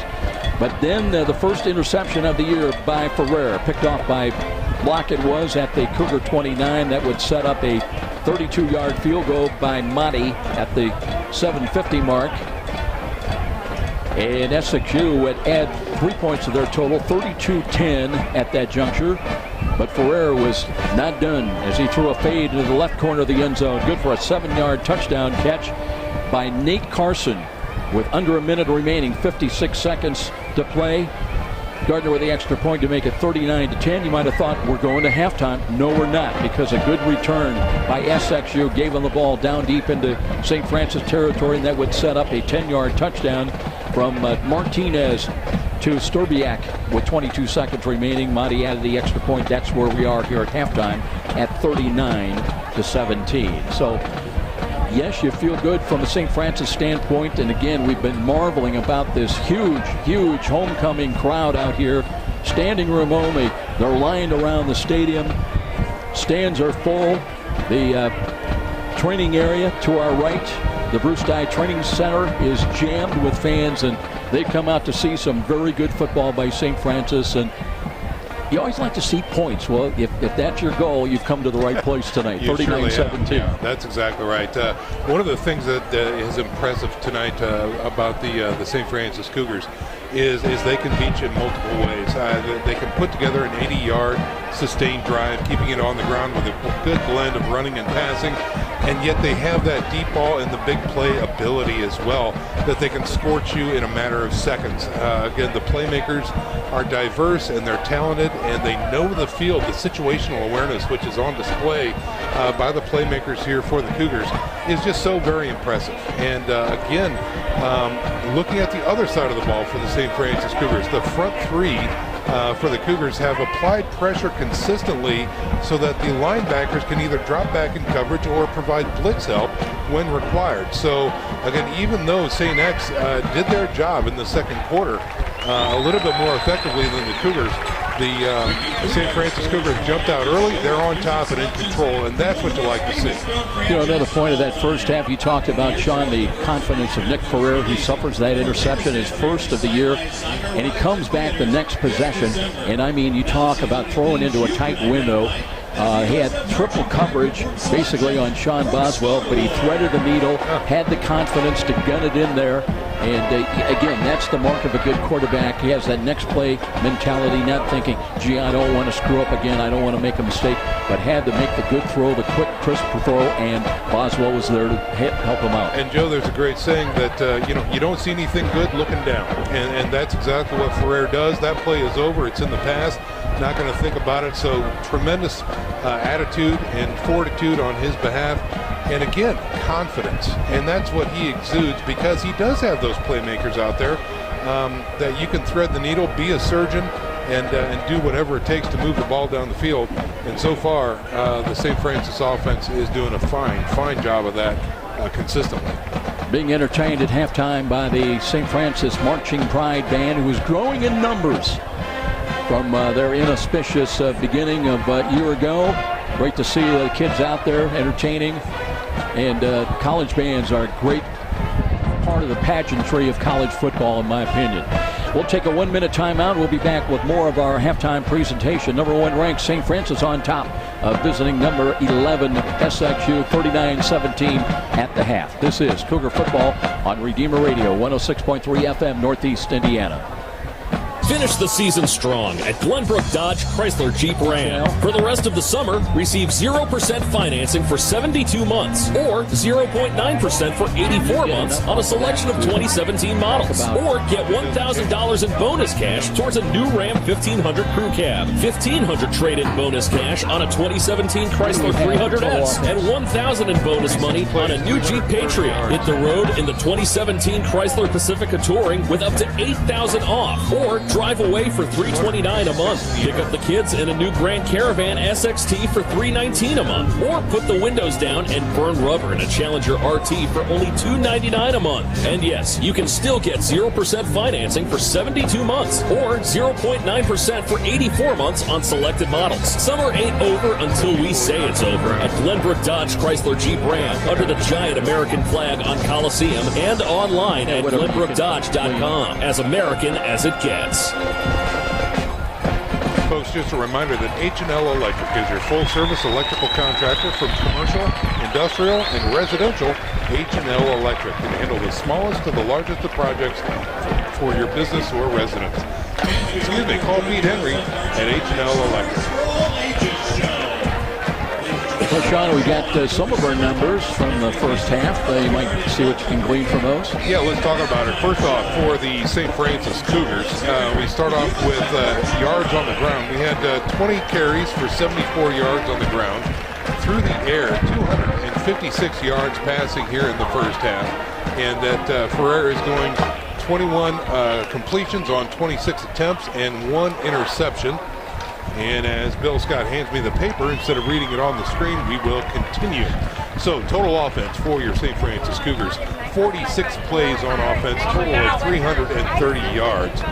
No fumbles, no punt returns, kickoff returns, 4 of them for 119 yards. And let's go down here to 2 fumbles, 0 lost.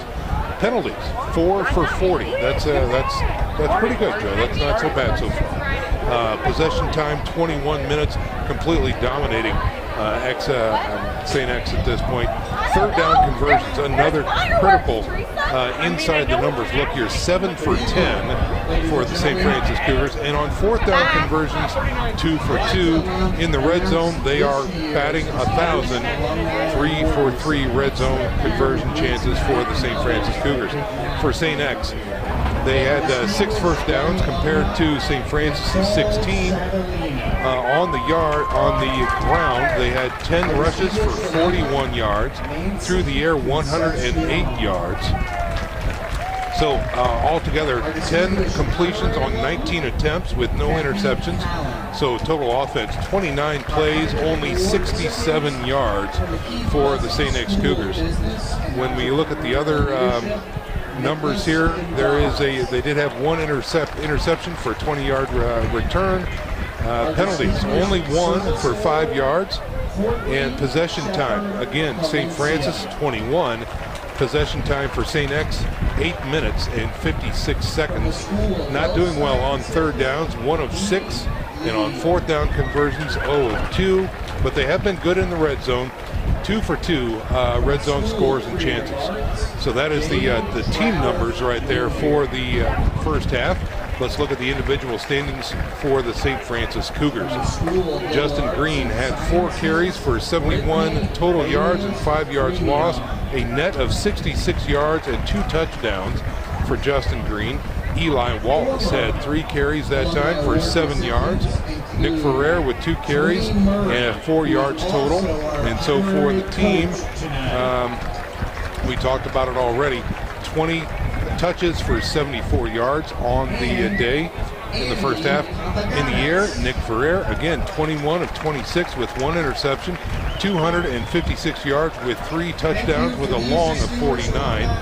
Did a great job of spreading things around. Rocky James on display tonight, 9 catches, 154 yards and 2 touchdowns with a long of 49.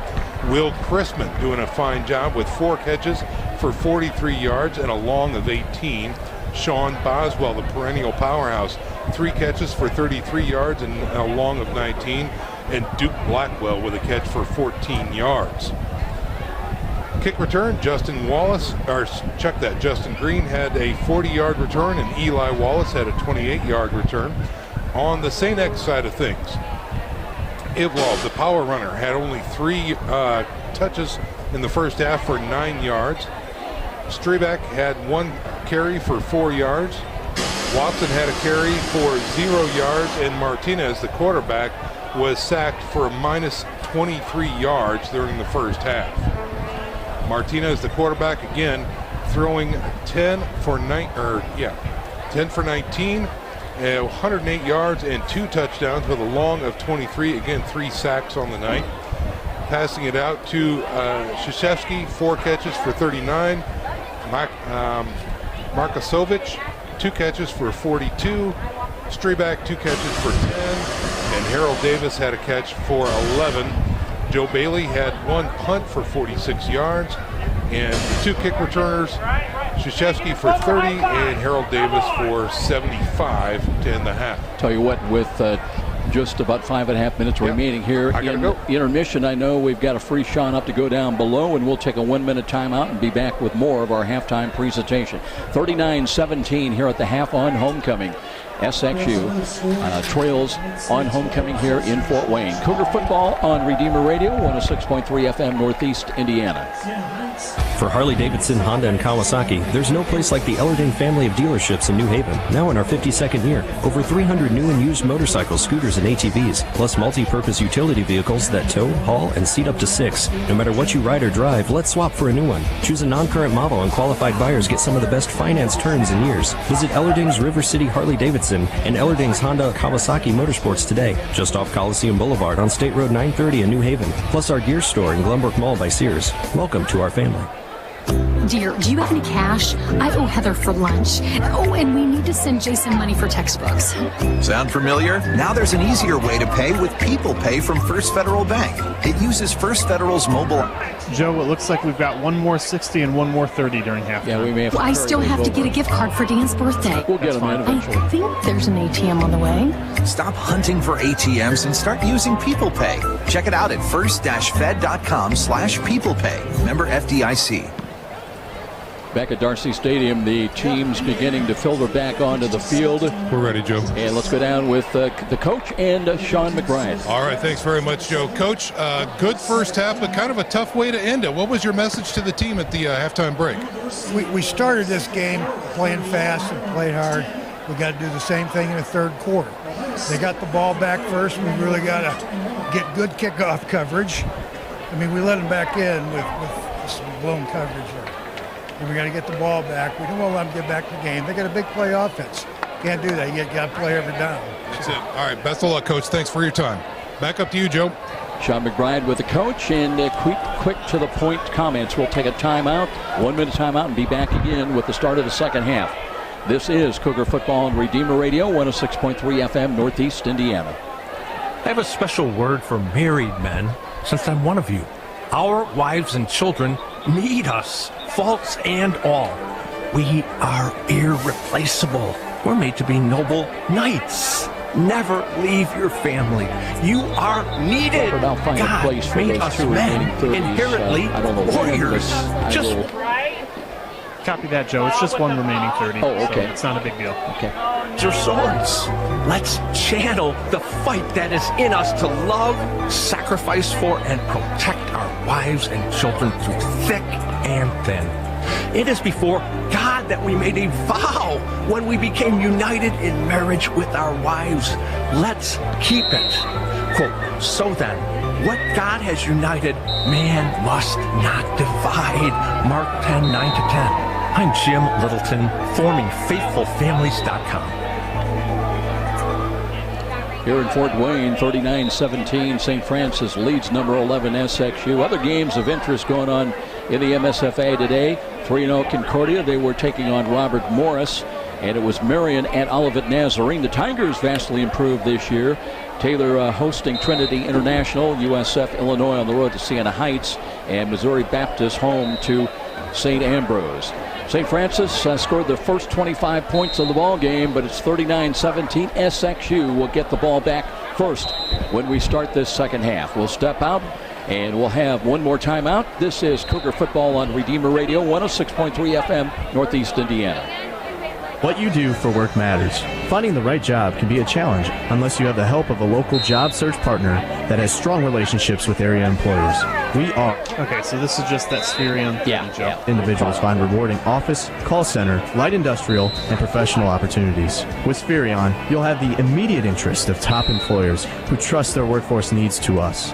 Discover the Spherion difference. Call us at 496-9900 or online at spherion.com. Nick Ferrer, 21 of 26 through the air in the first half, 256 passing yards, 3 touchdowns. Did suffer his first interception of the year. Meanwhile, they went all the way with quarterback Alex Martinez, the young sophomore, 205-pound, 6-footer. And he was 10 of 19 through the air for 108 yards and 2 touchdowns. He was sacked 3 times. So this will be an important beginning of the second half. St. Xavier, they actually outscored St. Francis 17-14 after falling behind 25-0.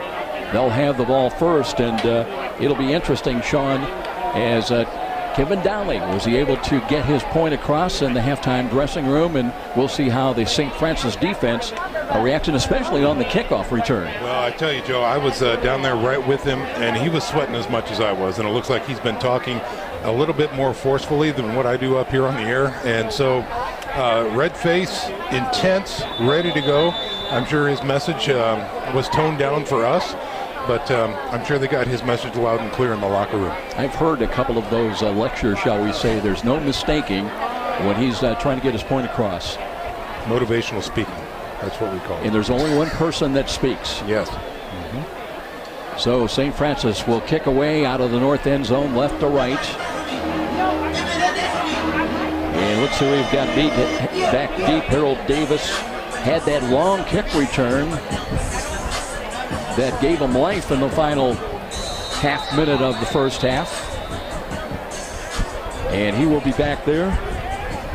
Nick Suzuki has been returning a lot of kickoffs this year. They did not have a kick return last week despite the big win, 45-0 over Lindenwood Belleville. Here's Gardner.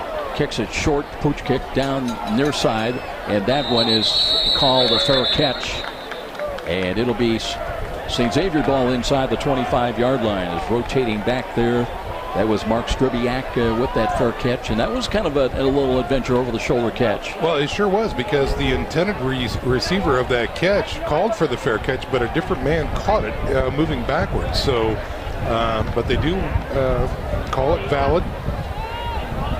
They're going to be checked up right near the 25. Now the field takes on a little different look. A lot of plastic out there on the field right now. A lot of sheen, Joe. So I don't know if that's going to have an impact or not.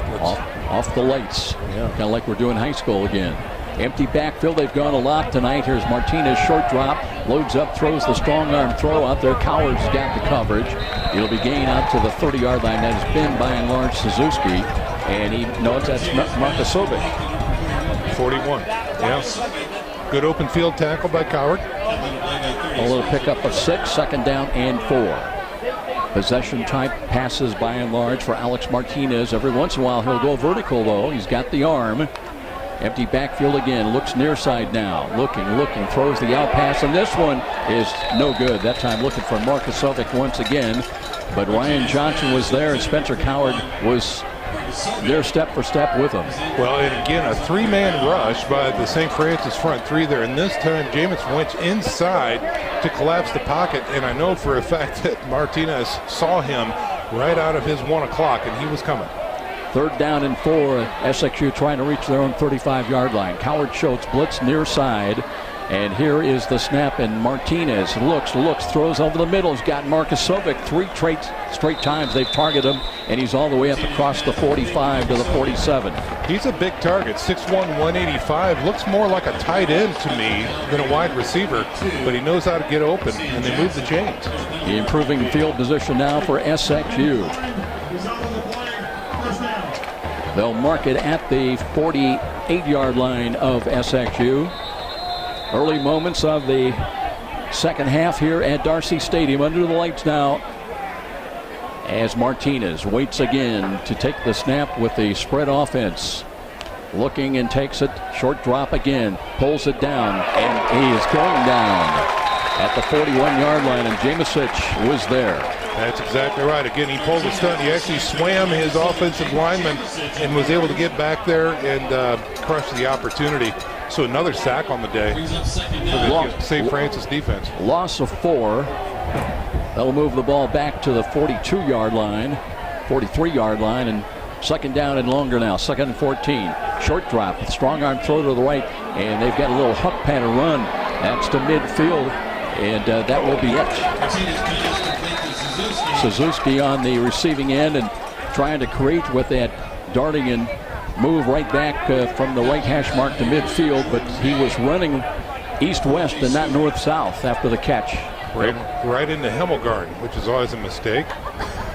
He paid for that one. That'll leave 3rd down and 6 now. They try to reach the USF 43 on this snap. St. Francis with 2 safeties back. Here's Martinez being flushed to his right, being pursued.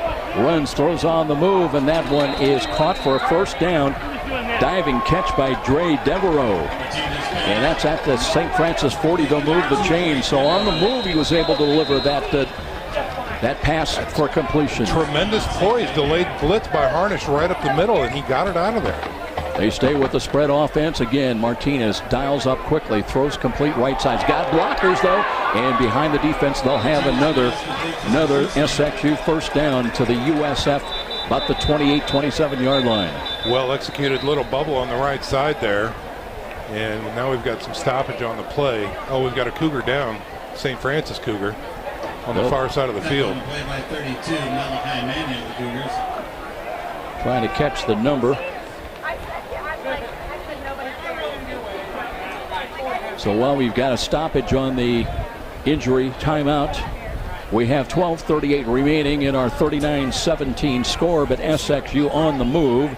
And we'll be back to Darcy Stadium. We'll take a timeout. This is Cougar Football on Redeemer Radio, 106.3 FM, Northeast Indiana. This is Father Richard Simon, the host of Father Simon Says here on Redeemer Radio, weekdays from 11 to noon. I open each show with an examination of the daily scripture readings, and I open the phones to take your questions on a wide variety of topics to help you become a smarter Catholic. Thank you for listening and supporting Catholic programming, like Father Simon Says, heard right here on Redeemer Radio. Football fans, just a reminder, next Friday night, our high school football coverage begins at 6 p.m. with Tailgate Talk, Northeast Indiana's first pregame show, followed by the Battle of the Bishops. It is the Bishop Dwenger Saints hosting the Bishop Lures Knights at 7 p.m. from Zollner Stadium. Catch all the action right here on Redeemer Radio 106.3 FM or around the world at RedeemerRadio.com. That is Malachi Mannion. To me, that tackle took the brunt of it, and coming off the field under his own power, but kind of also kind of lowering the shoulder occasionally like he's trying to catch his air. But it will be SXU at the USF 27-yard line. 12:38 remains in the quarter. Opening possession by St. X here in the start of the second half. And Martinez Looking to throw again, being pursued, flush to his left, throws on the move. There's a penalty flag, a tipped ball, incomplete. Marcus Sovic couldn't make the catch. And let's see if there's going to be a hold against SXU. Yeah, I think the offensive tackle was holding Jordan May in his pursuit of that quarterback. That was Michael Rubando called for the hold. So that'll back him up. It'll remain first down. First down and 20 with the ball now moving back to the St. Francis. Let's see, they'll move to the 37-yard line. St. Francis big ball game next Saturday night, also under the lights down at Indianapolis, taking on the Marion Knights, who lost to these SXU Cougars on opening day. Martinez dropping to throw again, looks, throws to the right side, and that coverage was there. That time much tighter coverage. Incomplete pass. Well, tremendous pursuit of the ball that time. Is that Cole out there? That's Wilmer Cole. Yeah, from his corner position. Cole Island was defended very well that time. Challenged him. Yeah. So third down coming up. No, check it. Second down and 20. Still at the USF 37-yard line. Ball's at the right side hash mark. 3 wide to the left. St. Francis with 4 down linemen now. Here's Martinez looking, being pursued. Flush to his right side, throws on the run, and he's got a catch by Suzuki at about the 31-yard line. He'll get a lot of the penalty yardage back, but it'll still bring up third down and long. Well, Suzuki paid for that catch. Wilmer Cole came in and put a shoulder right into him and knocked him back a couple yards, but forward progress does give him about, what's that, Joe, about a 7 or 8 yard gainer that time. Third down, and let's call it 13 coming up. Martinez, no huddle, ready to go to work, but he backs away with still 20 on the play clock. Waiting to see what they want wagged in according to the USF defense. Right now, just 3 down linemen up front. Now the blitz comes up the middle. Martinez looks, now steps up in the pocket, throws over the middle, and tip ball into the end zone, incomplete. I believe that was Stan Jackson. No, Blake Schumacher had a shot. Schumacher right there, the receiver, calling for the flag. And there was incidental contact, but certainly nothing worthy of a flag. Just great coverage by that Cougar defense. So fourth down. Now, do you go for the field goal? Or do you try to pick up the first down? They've got to get inside the USF 20 down to about the 18. I think that offense looks like it's remaining on the field, Joe. They're going to roll the dice. So Martinez again with that empty backfield. Drops. Still drops, now looks, throws to the right corner's got a man out there, intercepted. And a return across the 5 to the 10-yard line.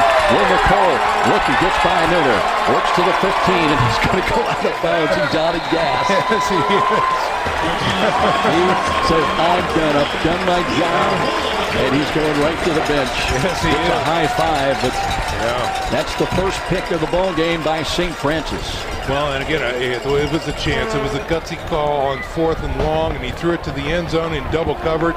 Cole was right there, stepped in front of it, runs sideways to try and find some lanes, and then once he gets to the other side of the field, realizes he has nothing left in his tank, and he's just going to walk out of bounds. So the opening thwarting drive by SXU is denied by the defense of St. Francis. And the #1 ranked Cougars go back to work offensively now. Nick Ferrer at the zone 17. Takes the snap and looks to hand to Green. And looking, stop and go move to near side. And he has to just run out of bounds. He'll lose a couple of yards inside the 15. The line play for St. X, both on offense and defense, has really been elevated. Other than that 1 sack on that first drive, they've protected the quarterback very well. And this time, they've done a fine job making Green having to bounce it outside. And then your linebackers are there with good flow. So that's a tackle for loss. Second down and 13. Ferrer checks that SXU defense. 4 down defensive linemen now. And the St. Francis offense.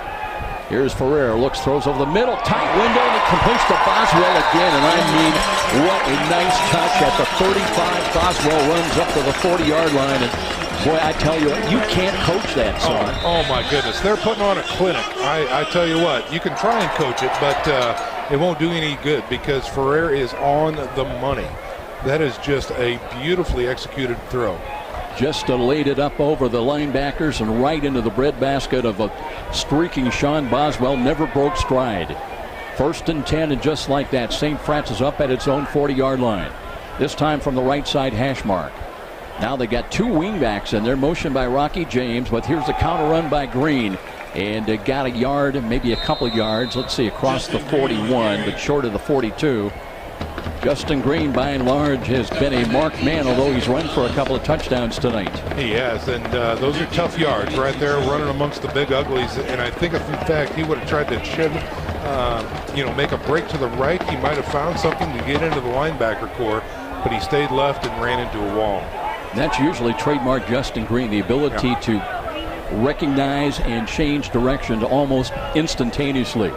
Approaching 9.5 minutes remaining in the quarter. Here's Ferrer dropping to throw. Looks, throws left side, high ball, and Crispin off his fingertips, incomplete. Yeah, little alligator arms by Crispin that time. He had to elevate and stretch to go up and get the ball, and I think he heard some footsteps coming and was not able to pull that in. Again, Ferrer trying to drop it in to his 6'6" wideout receiver. Now it'll be 3rd down and still about 8. St. Francis trying to reach midfield on this snap of the football. Crispin stays in to the left side. 7 for 10 in the first half, Joe, on 3rd downs. Gegner in there as well. Now he comes up on the slot to the right side. Blackwell is in the slot left. And Ferrer with a pressure coming. They've got him. That time they just ganged up on the outside. Boy, I tell you what, there were some extracurriculars there. Somebody's bonnet came off. So St. Francis will have a flag. Let's see what this is going to be about. Well, Jalen Gamble got mixed up. Xavier, sacked by 53, Dimitri Joe, and 50, Derek Constantine. Credit the sack to Dimitri Joe. And let's see what Jeff Gwynn, our referee, has got with that late penalty marker that was thrown.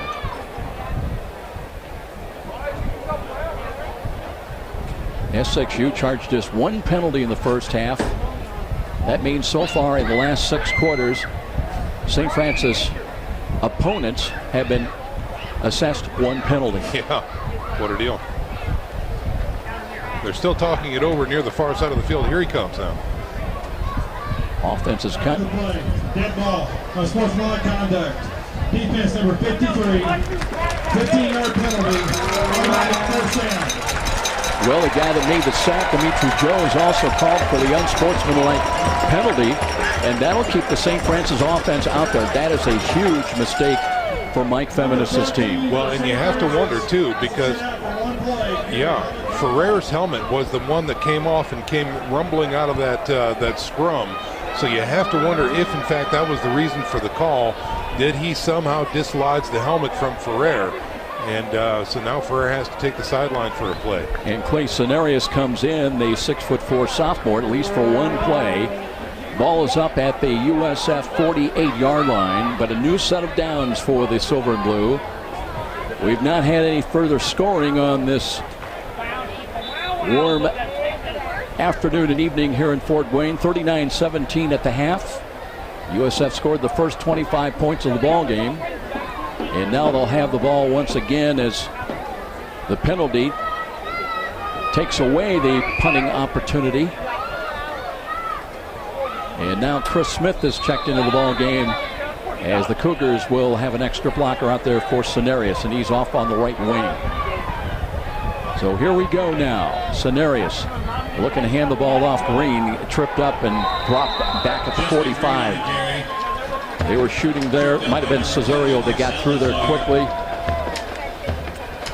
Might have been Omar Salazar, I think number 10 from his outside linebacker spot. He was not picked up by the wing and came unabated to the tailback and just leveled him right there for a loss on the play. Ferrer back in now offensively. Crispin and Gegner, I should say, split wide to the short side to the left, 2 wide to the right now. It'll be 2nd down and 13. St. Francis trying to steady down, settle down. And here's Ferrer dancing, steps up in the pocket, throws it far downfield looking. He's got Rocky James, but he can't catch up to it. Boy, Ferrer tried to feather it in down inside the 10-yard line. A little post pattern run by Rocky James, but again, just could not link up those two. Yeah, he had a step on both the safeties back there. They were in cover 2. and they were just 2 steps away from each other. And Ferrer, look at the power that he's got on the run, running forward, not set, and launches it 60 yards into the end zone, and just missed his receiver. Now it's 3rd down at the 8:31 mark. St. Francis trying to reach the SXU 42-yard line. Espino Gomez back in as one of the 2 wide sets either side. Short drop. Here's Ferrer under pressure. Steps up. Throws to the left. Has got no catch. That's Nate Carson. Did he get a foot in bounds? No, they rule him. No catch. Billy Carson, who caught a fade for a touchdown earlier in the ball game, in the left corner, but this time they wave it off. And they will have to punt now as Joe Nepper will check into the game. This is going to be Nepper's first punt of the home season, actually, Joey. He didn't punt 2 weeks ago, and I believe this is his first punt of the night. Last week he had 3 punts in Davenport, Iowa, had along a 35. And he'll wait for the snap. He's got 33 rushes coming, got it away. Night goes sails dark into the night sky. And a fair catch called at the SXU 15, and that's where the Essex Cougars will go back on offense. Their second possession to start the second half. Still 39-17 our score. Well, again, both drives stalls for the offenses on both of these Cougar teams. And now it'll be interesting to see what St. X can do here with a long field. Again, all the way back at the 15, they need to put together an 85-yard drive here. And the Cougar defense will have their hands full. By the way, Malachi Mannion back in the ball game. He came out that last defensive series, but back out there. 2 safeties back, including Schumacher. And here now the empty backfield now for Alex Martinez. Short drop, looks right, delivers, and there's a catch made. Lee Stewart wraps up, tries, gets some help. Gators across the 20 to the 22-yard line.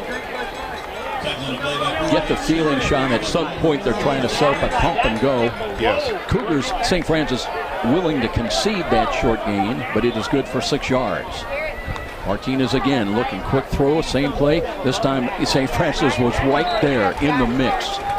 Yeah, the press coverage that time paid off for St. Francis as the corner was up and the safety was over to help, and no real gain that time as he tried to curl inside to get some more yards and get a block, but it was unsuccessful. How about Blake Blaker also rotated out there to help on the coverage. 3rd down. 3rd down and 4.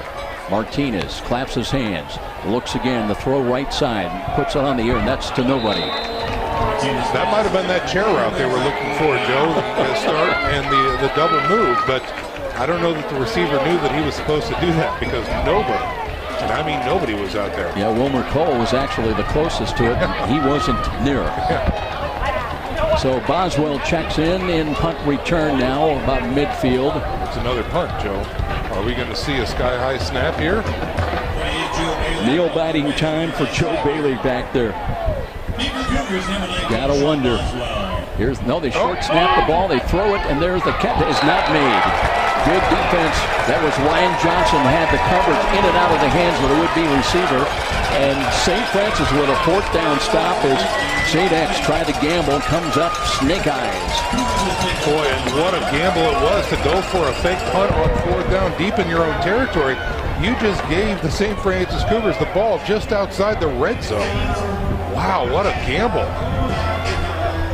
So St. Francis, the blue and silver, check into the game now. They'll have obviously tremendous field position at the SXU 21-yard line, 1st and 10.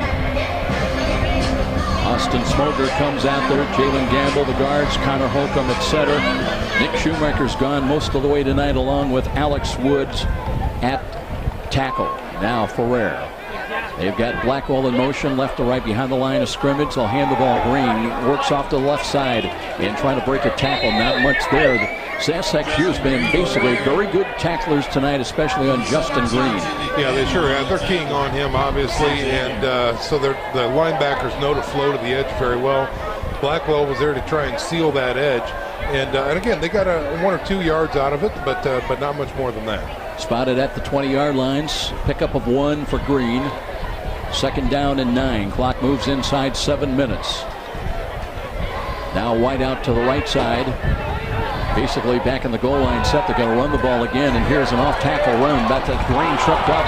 And I'll tell you what, that's a maybe a touchdown-saving tackle once again. Right. Yeah, you're absolutely right. He started off very, very patiently, letting his blocks develop, just kind of trotting to the line. And when he saw that lane, he took off. And by the grace of the shoestrings, that saved the tackle for St. Looked like he had a lot more, though, but it's ball at the 17 now. So it'll bring up 3rd down and 6. Approaching 6 minutes, time remaining. Crispin in wide to the left side. Rocky James comes in with Boswell. They're almost in tandem here to the short side. And meanwhile, Ferrer out of the shotgun formation now. And here's Ferrer. Looks, checks off, throws to the right. And this one short hop. He had to throw off the back foot because pressure was coming from the outside. And now it's 4th down, and they'll bring in, I believe, Gardner to attempt the field goal with 5:57 remaining. And right now, St. Francis, who had 25 early points in the ball game, looking for their first points of the second half. Yeah, I think St. X has really upgraded their line play. They've made some adjustments, and so far, the St. Francis Cougars really can't get much mojo going here on offense. This will be a 34-yard attempt from the right side hash mark. Evan Gardner, Nepper with the hole. Kick is long enough. Let's see if it's on target, and it is no good, they say. It must have tailed off the left side. It certainly had the distance. So, no points on the board. And the 4th down bid by SXU doesn't look so bad right now. They gambled and lost, but it's still 39-17. With a timeout on the field down below, let's pause for this. This is Cougar Football on Redeemer Radio, 106.3 FM, Northeast Indiana. Dear, do you have any cash? I owe Heather for lunch. Oh, and we need to send Jason money for textbooks. Sound familiar? Now there's an easier way to pay with People Pay from First Federal Bank. It uses First Federal's mobile app to quickly and securely text or email cash and e-gift cards. Oh, I still have to get a gift card for Dan's birthday. I think there's an ATM on the way. Stop hunting for ATMs and start using People Pay. Check it out at first-fed.com/peoplepay. Member FDIC. Here's a long throw over the middle. They had 2 in the same position for SXU about the USF 45. That falls incomplete. Pearson Harnish was coming on a blitz. Was picked up, but incomplete. Brings up 2nd and 10 with the ball back at the SXU 20-yard line. Not bad coverage there by the St. Francis Cougars. Stride for stride with both receivers, and just an incomplete pass, burning it down. By and large, Martinez likes the little square out patterns, possession type passes, but every once in a while he'll go vertical on you. Now Jamison trying to make a rush. Boy, he is pulled down, and now the ball is just thrown away. How can you not have a holding call on that one? Unbelievable. It was right there. You can see it clearly here. Rabando did everything but just on a WWF play. And there's no flag. No. Look at the sideline for St. Francis. They can't believe. They got to be wondering, are we in Davenport again? What is with these officiating crews? Well, importantly, if we shake off that play, that's going to burn another down, bringing up 3rd and 10. Wow. Got to get out to the 30-yard line now on this play. 2 safeties back for St. Francis. Now a check off by Alex Martinez. Checks his own sidelines. Play clock is still showing 13. Cougar crowd on homecoming kind of loud now. Big crowd tonight. St. Francis shows blitz. Defensive left side and up the middle. Now the A-gap. They come. And they've got Martinez got away. Knocked down inside the 10-yard line. Back around the 6. And Pearson Harnish would not give up on the play. He got out of the initial pursuit and was rolling to his right, looking, and finally Harnish wrapped him up for a huge sack inside the 10. And here we go. Bailey out of the end zone to punt twice in the first quarter. The snap sailed over his head for safeties, and he's got to be wondering again. Please let it get to me. Back Blackwell, Boswell, I should say, back into Essex territory. 48. Watch the snap now. Waiting, it's high. Again, it's to his hands. And it'll be another safety. This time, Bailey got hands on it, but couldn't control it. Had to leave his feet. And it went over the end line. And 2 more points to make it 41. The 3rd safety of the ball game against SXU. Wow. That's, again, they were able to avoid some of that through the middle part of the game, but it rears its ugly head again. And 2 more points on the board for the Cougars. Just so far, I'm sorry about that. 5 sacks on the night for the Cougar defense for St. Francis. Time of the score, 4:31. So 41-17.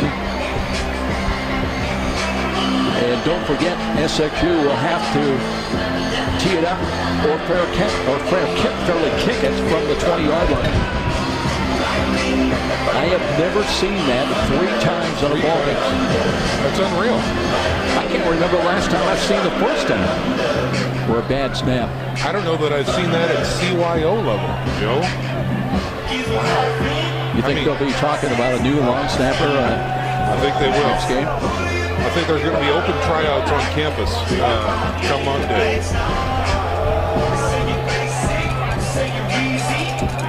So they'll tee it up at the 20-yard line. Pearson Harnish, part of a trio of kick returners. He waits at his own 35-yard line. And Justin Green back at the 15.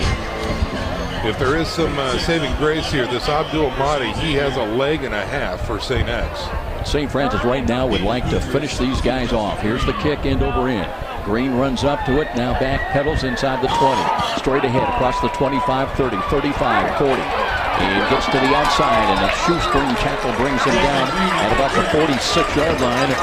St. Francis excellent field position now, and let's see if the Nick Ferrer Cougar offense can get things going again, leading at 41-17. Well, and again, what the coaching staff has learned off of that last possession with the other short field just outside the red zone and an unsuccessful opportunity for the field goal. What do we have to do differently now? Because obviously the schemes for the St. X defense have changed. Green isn't finding any lanes through the middle. The trap isn't working as well. What do we do now? Connor Holcomb brings him up to the ball. The one-time guard switched to center this season. Gets ready to snap the ball. And here we go, Ferrer, play action fake, wants to throw, the left side looking down deep, and that ball is deflected, in and out. They had a chance for an interception, and then Rocky James against triple coverage had a chance, but it falls incomplete. Yeah, it looks like all 3 of those players had an opportunity at the ball at least some point during that play. But I like the fact that they're going deep and taking their chances there, especially on first down. James checks out of the ball game now. Eli Wallace was in, but now he comes out. Nate Carson has come in. He's caught a touchdown tonight. Chrisman in wide to the left side. Boswell will be split inside of him in the slot position. Second down and 10 with the ball at the 45-yard line of St. Francis. Blitz coming defensive left side. And they'll hand the ball off, and boy, that is eaten up again by SXU. There's that linebacker you talked about him, Omar Salazar. Not all that big. No, but he was right there at the mesh point, Joe. And again, Green didn't stand a chance. There was nowhere to run. Tremendous penetration by the D-line there for St. X. So the offense has kind of bogged down for St. Francis. They'll have third down and 16 with the ball back at the 39-yard line after that loss. Trying to get it out to the 45 of SXU. On this snap, Ferrer. Long count from the line of scrimmage, now walks up, might be changing the play call based on what they drop 4 back into coverage. Ferrer looks, throws near sides, got a catch at midfield. That's Boswell and driven back, but he'll be about 5 yards short of the first down with 4th down coming up, and they'll bring the punt team on. That's a terrible spot. He should be spotted near the 50-yard line. Oh, he caught the ball at the 50. Right. And they mark it at the 47. What is going on with these games?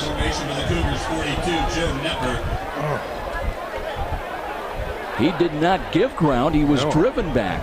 This is atrocious. So it becomes 4th down and 8 for Nepper. Waits inside the USF 35. He was going to have to punt the ball one way or another. Rush is coming again. Kick is away. High, and there'll be a fair catch sign caught at the 17-yard line, where SXU goes back to work offensively. 2:42 remains here in the third quarter. The lead is 24 by St. Francis here at home. Again, I don't know if it's the heat that is bogging these offenses down. Maybe both teams are out of gas, but both sides of the ball, they're having a very difficult time getting some momentum going and consistently moving the chains on a regular basis. And maybe they're just done for the evening. I don't know, but let's see what St. X can do here on offense.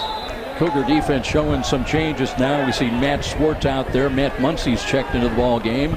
2:42 remains in the quarter. Mike Ivlo, who is really not, he's been missing, had some runs in the first half. He's checked in. He's offset to the left side. Other than that, 2 wide either side of the field.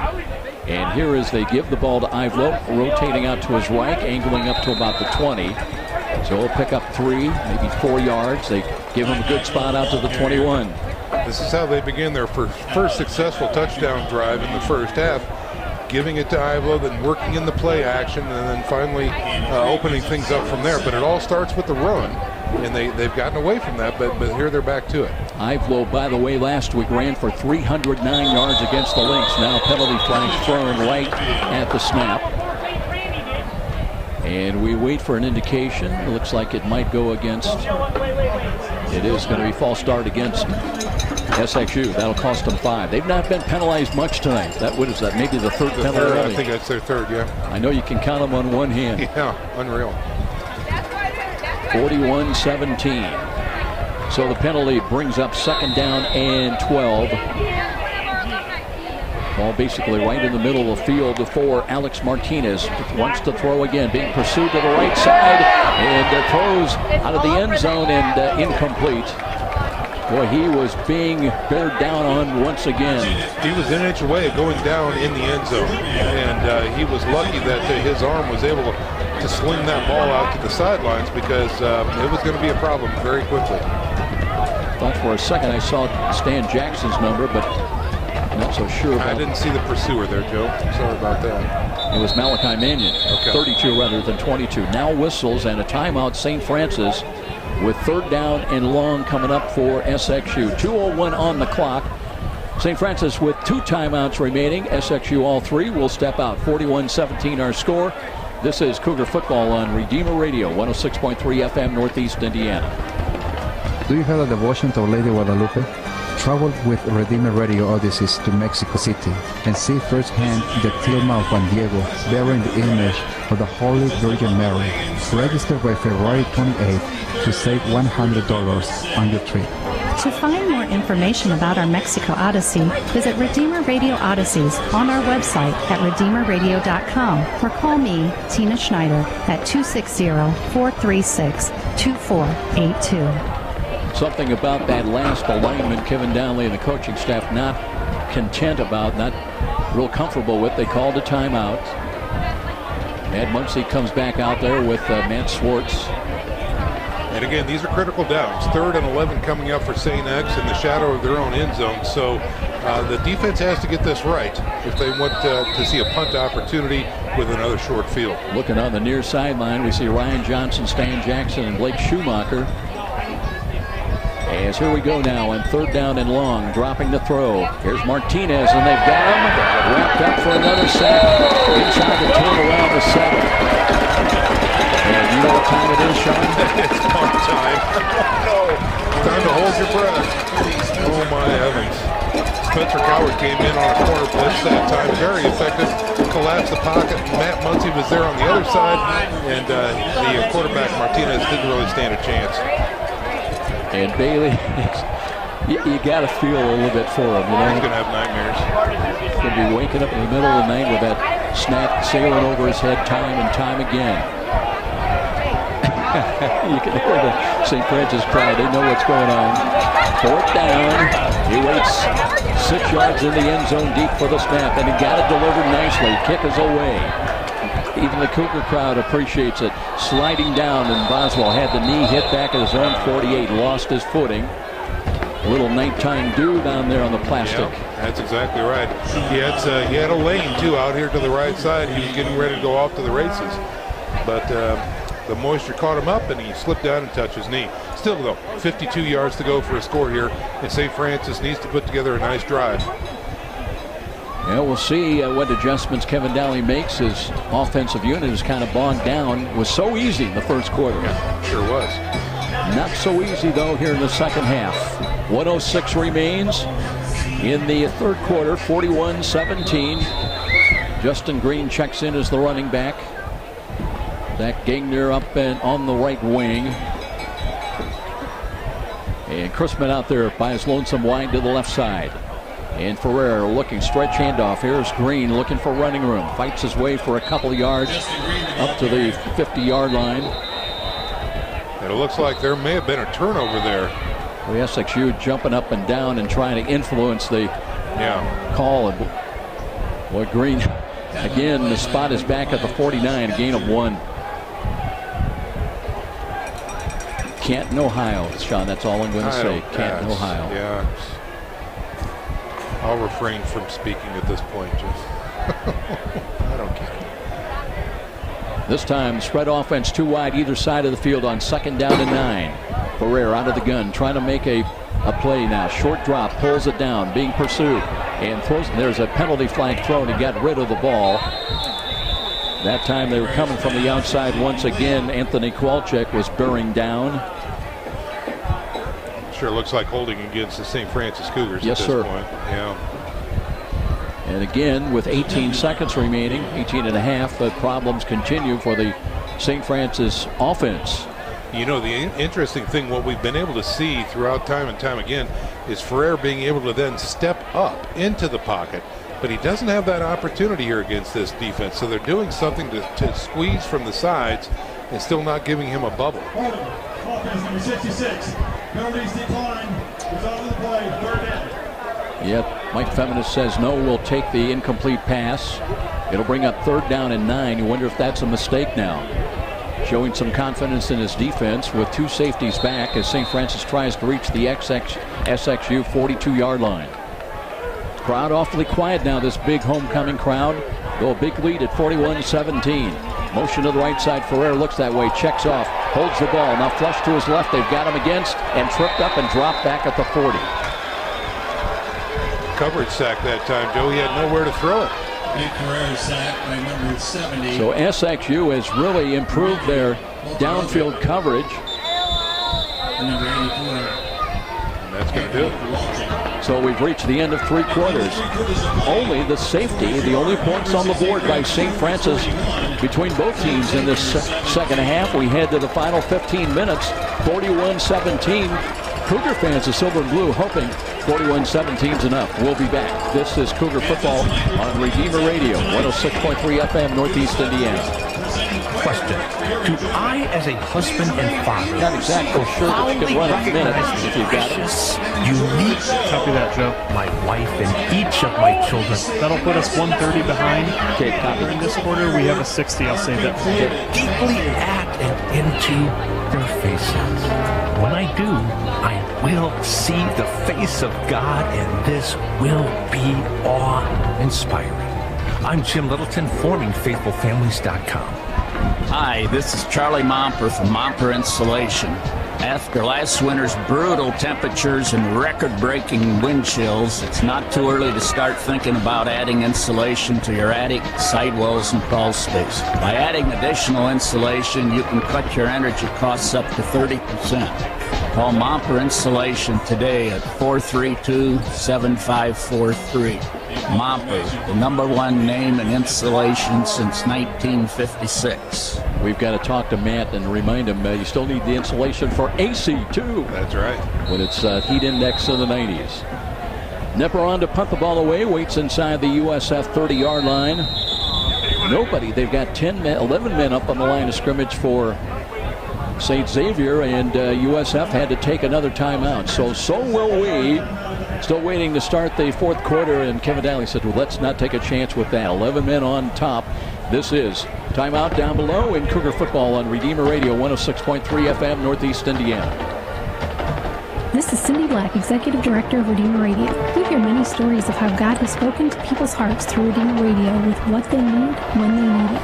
Please share that people have come to confession after many years away. Young adults who have doubted their faith are reassured by what they hear.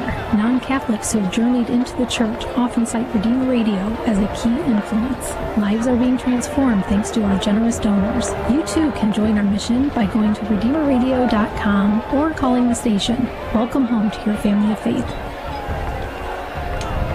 SIQ now drops one back in punt return. Still 10 men, well, 8 men up on the line of scrimmage as Nepper waits. Still back at inside his own 30-yard line for the snap. Good delivery and no rush as the kick is away. High end over end. Fair catch again being called for and made. Boy, that was kind of dove that time. But they maintained possession. And SXU will have the ball now with 14:52 remaining in this ball game. Well, again, a long field situation here for an offense on the field that has struggled all day. Again, the bright spot being the second quarter, but as we start the fourth, they're going to have to really figure some things out because there's not a whole lot of time left to overcome this 41-17 deficit for the St. X Cougars. The lead is 24 for St. Francis, so basically a 4-score lead. But you never know in college football. And Alex Martinez, let's see if he comes back with the possession time. No, they hand the ball off. A new running back is in there. Nothing doing that time for Jamari Watson. Watson only to the 20, back to the 22, no gain. Yeah, Harnish was right there, did a great job. There was a pulling guard that he was able to shake off and absolutely stick that ball carrier for no gain at all.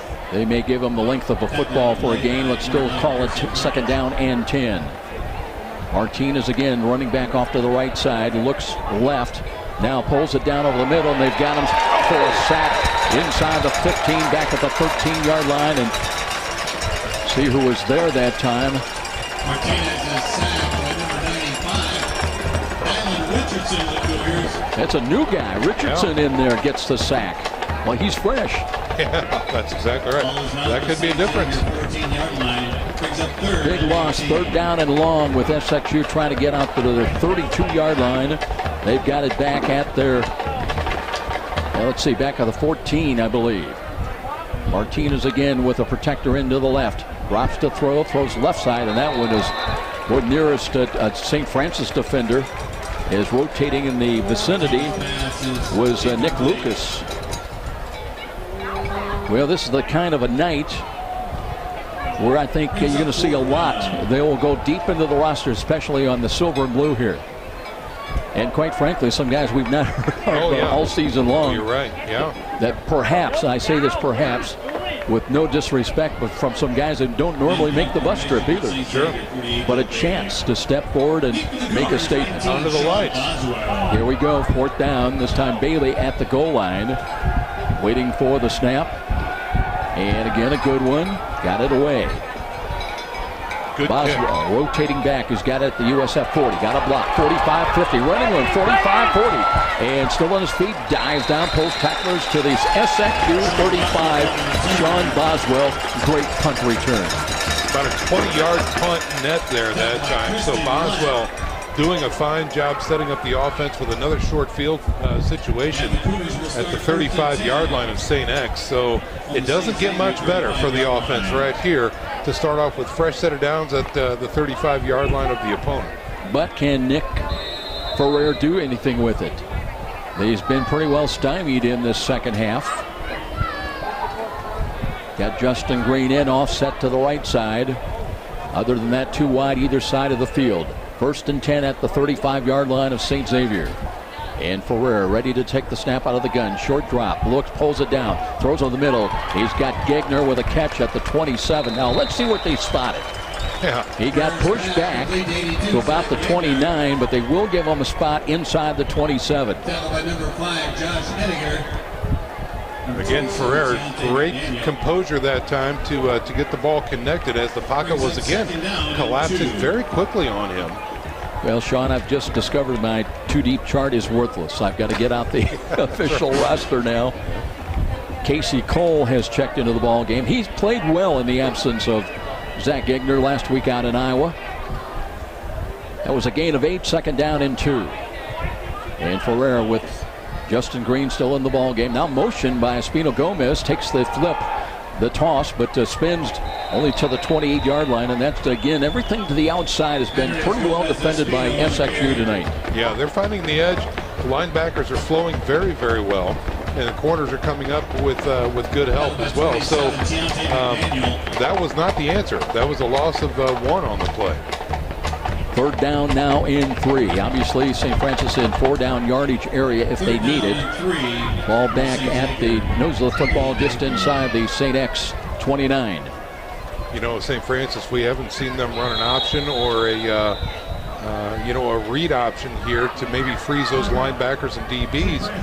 And maybe they're going to talk about it here on offense because it has sputtered now for quite some time. We've really not seen many screens either tonight when they are hard charging as they are. We have a timeout down below to keep things right here.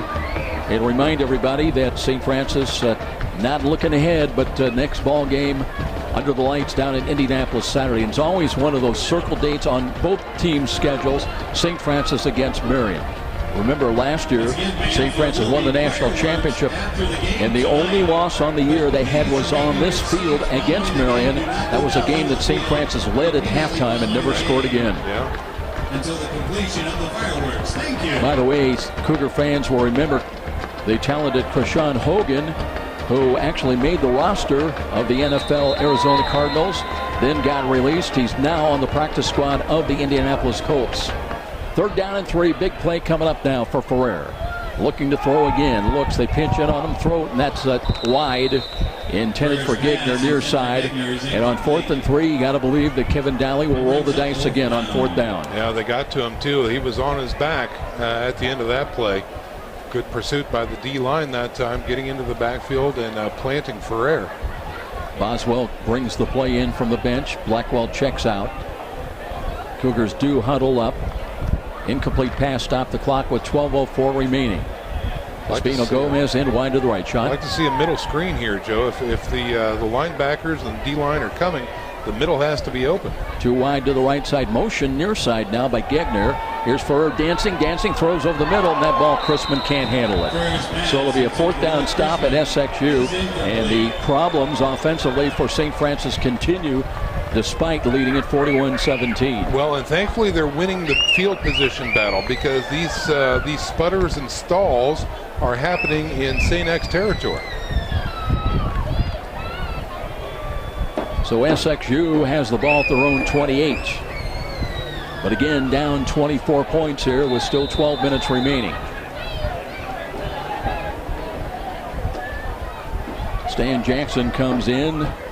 Looks like St. Francis was short a man, so here we go. 2 safeties back now, and again, Alex Martinez looking to throw, has time of the pocket, throws the out pattern, diving for it. I'm not sure. Let's see if they rule it a catch. I don't think so. No indication, and incomplete. That was Striviak on the intended pass. Had used just 5 seconds of clock time. We're at 11:55 to play. They'll go empty backfield once again, 3 wide to the left of quarterbacks, young sophomore quarterback Alex Martinez. Claps his hands, has the snap again, drops to throw, they're coming on the rush, but evades, rolls to his left, throws off the run, and that catch is made. Boy, that's a nice off-balance throw. Striviak caught it up around the SXU 45 for a 1st down. That's impressive. You know, when you look at that, Martinez was rolling to his left, throwing with his right, and he put it right on the money, and that's enough for a 1st down. I haven't seen one of those in a while. Once he was coming, but he was able to evade and makes the play. Now 1st and 10, improving field position for SXU. Martinez looks left side, throws. Would he have a foot in bounds? No. Chris Simmons is incomplete. Well, the official was well off the... Well, there is another sideline official. Okay, I was looking at the wrong Mr. Stripes out there. So 2nd down and 10 with the ball at the 45. This time 2 wide either side. Motion, Striviak right to left. And they want to hand the ball. No, they run the ball on the fake, and that'll be a gain to midfield. Yeah, they faked the jet sweep and a little shovel pass inside there for the dragging running back right through the middle. Ivlo got the carry it ultimately and picks up about 6. 3rd down and a long, well, let's call it 5. trying to reach the 45 of St. Francis. Big play coming up right now. Motion near side by Ivlo. And here is Martinez, throws back to the left, and a nice out pattern run, and they hook up on that pass play. They will move the chains. Harold Davis on the receiving end. Moving into St. Francis territory with a fresh set of downs. So again, St. X able to put a drive together here, which started on the 35. No huddle offense again for SXU. They'll hand the ball. Ivlo running room up the middle, and he brings it down to the Cougar 30-yard line. He'll pick up about 12 yards. Mike Ivlo on the carry. St. Francis looks like they are gassed. Malachi Mannion trying to get position. Hurry up offense by SXU. They'll run the ball again. Ivlo up the middle. Fights his way inside the 30 down to the 26-yard line. But these running plays do take time off the clock. We're inside 10.5 minutes time remaining. Now we've got a SXU Cougar down that they'll tend to. That is Michael Rabondo. So they will have to tend to him with 10:18 and the clock now stopped. And we'll step out as well. This 41-17 lead by St. Francis. This is Cougar Football on Redeemer Radio, 106.3 FM, Northeast Indiana. Howdy folks, this is Jimmy Aiken from Catholic Answers Live, which is heard right here on Redeemer Radio weekdays from 6 to 8 p.m. On Catholic Answers Live, we take live phone calls and offer Catholics and non-Catholics an opportunity to hear from and talk with some of the leading apologists and theologians in the church today. Thank you for listening to and supporting Catholic programming like Catholic Answers Live right here on Redeemer Radio. Rabondo in some distress. He's on his feet but moving very, very slowly, trying to keep a lot of weight off that leg, and he's a big guy at 280, 6'4". A lot of sophomores on this SXU roster.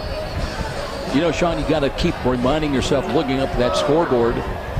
St. Francis had 39 points on the board in the first half. They've managed only a safety. Of course, SXU likewise has no points on the board in the second half. But sure. Crowd is very, very quiet. They have not expecting to see this drought of points. Here is again the out pattern run, and they did get a foot in bounds. Little out pattern run by Harold Davis again. Yeah, good conservative play calling. They're now just outside the red zone here. Suzuki's been kind of a forgotten man. He's lined up wide to the near side. He's normally the main man. They look left again, holding it down, and there it goes down. Quarterback Martinez. Is that Muncie? 54 on the sack for the University of St. Francis Cougars that time. And again, I think that's 6 on the night. Mitchell Thornberry. Thornberry, all right. So 4th down and 7. And there was movement. But which way? Well, the left tackle, the replacement left tackle moved. But Thornberry was coming across as well, but he might have been induced. So we'll find out. Officials still going to be 4th down. Either way, right. But backing up SXU.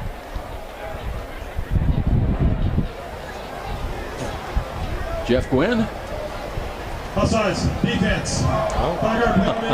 Still 4th down. Of course. You just got to wonder.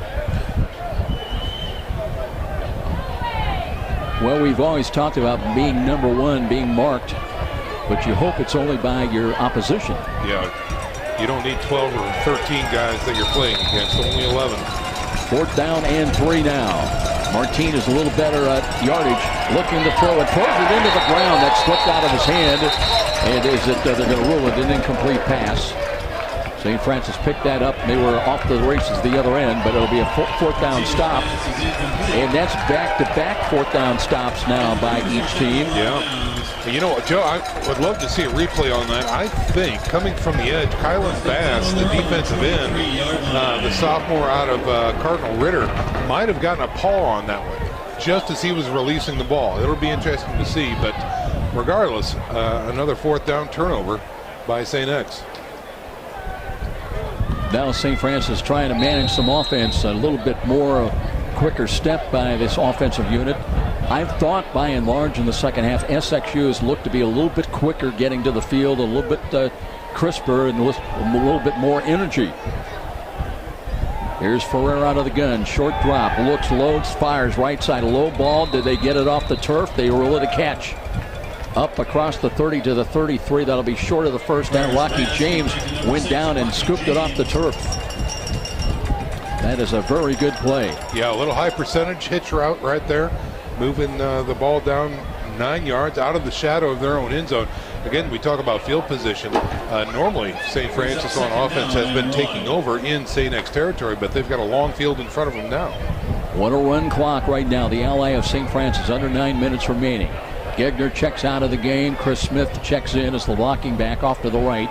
Green wants to run that way, but checks off, comes back to the left. Trying to make a cut upfield. He crosses the 35, and that's Vintage Green running by Justin Green as he brings it up to the 39. Just ever impressive, the way he jukes and fakes and turns and spins on a dime. And that one was a very nice run with another first down. Gegner in, Smith out.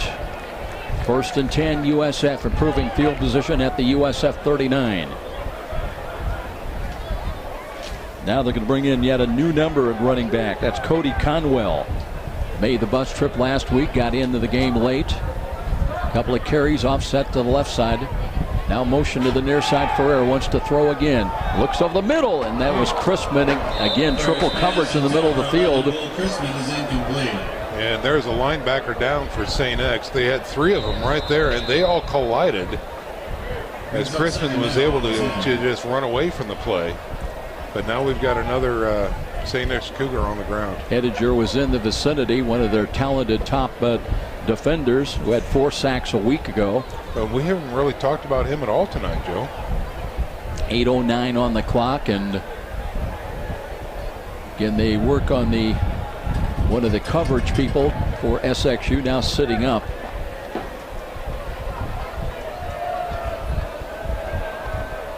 St. Xavier back home next Saturday, and just that quickly they're up and ready to go. That's Danny Sirocco, their very good middle linebacker. But he's all right. Just had his bell rung running into his teammates. So it'll be second down and 10. St. Francis at the USF 39-yard line. Not seen Danny Ricksy tonight, who had 4 touchdown catches last week. Duke Blackwell checks into the ball game. Kind of a tight formation right now. Chrisman in basically tight to the right side. And 1 wide to the left.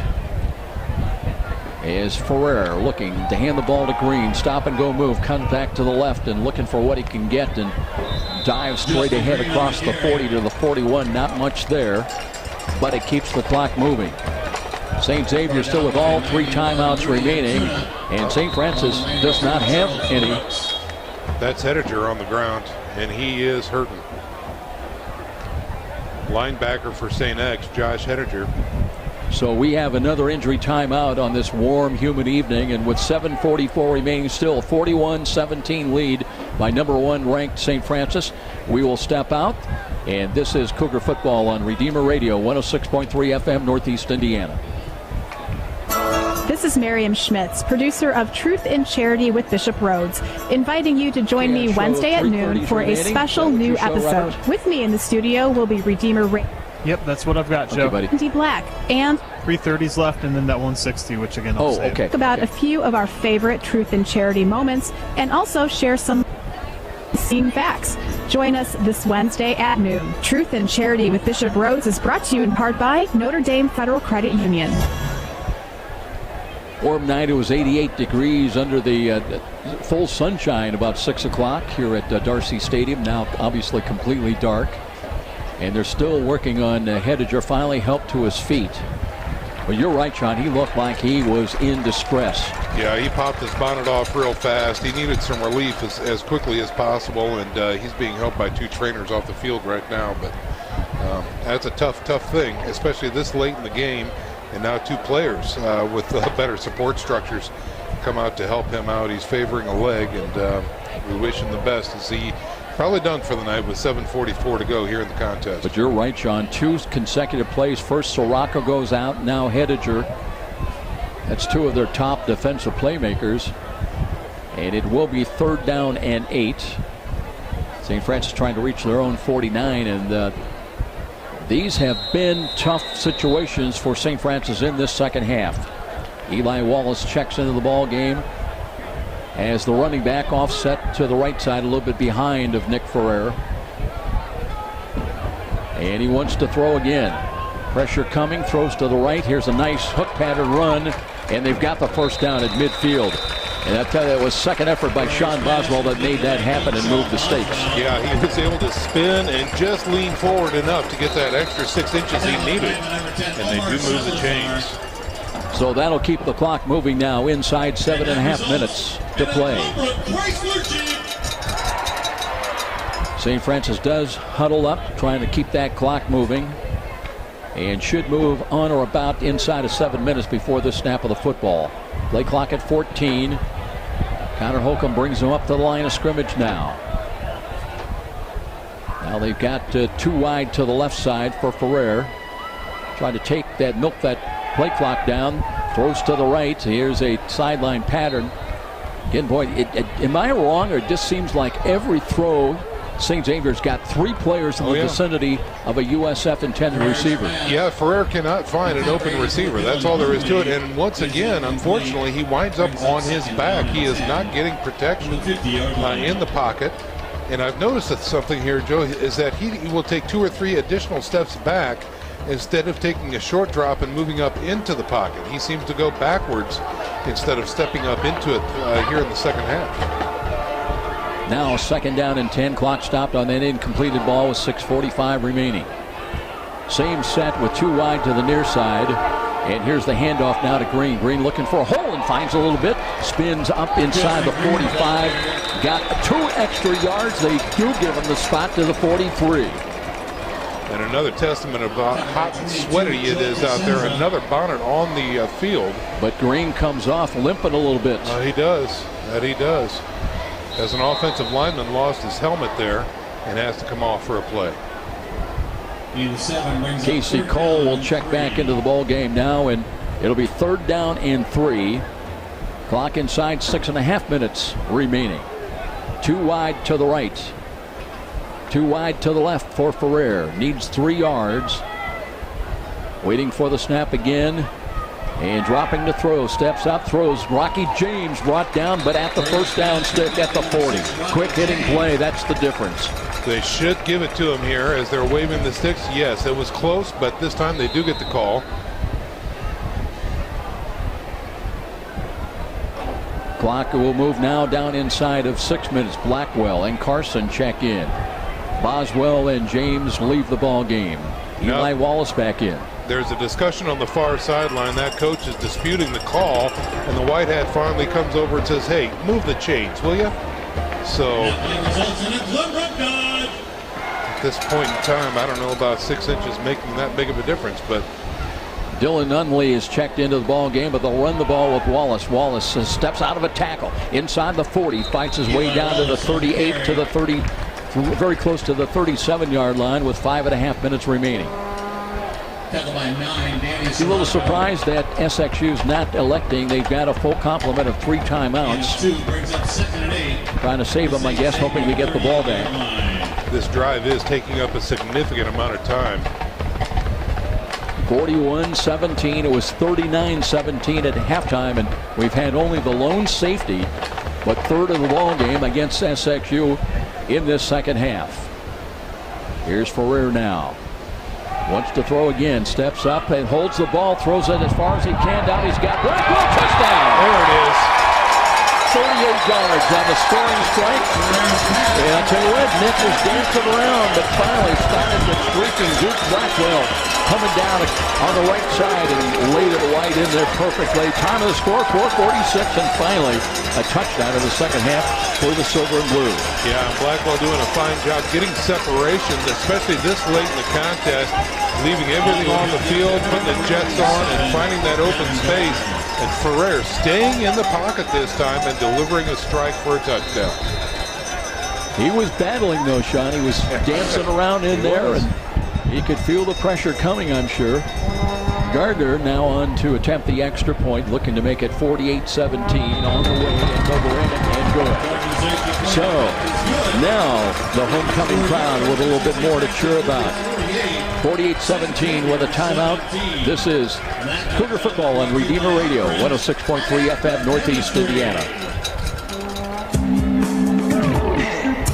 Hey, it's Kyle from the Kyle Hyman Show, heard weekdays from 7 to 8 a.m. here on Redeemer Radio. And every morning we meet you where you are, getting out of bed, drinking your coffee, on your way to work, and through prayer, guests, personal stories, sometimes games, we bring you Catholicism with joy and fun to start your day. So don't miss the Kyle Hyman Show weekdays from 7 to 8 a.m. right here on Redeemer Radio.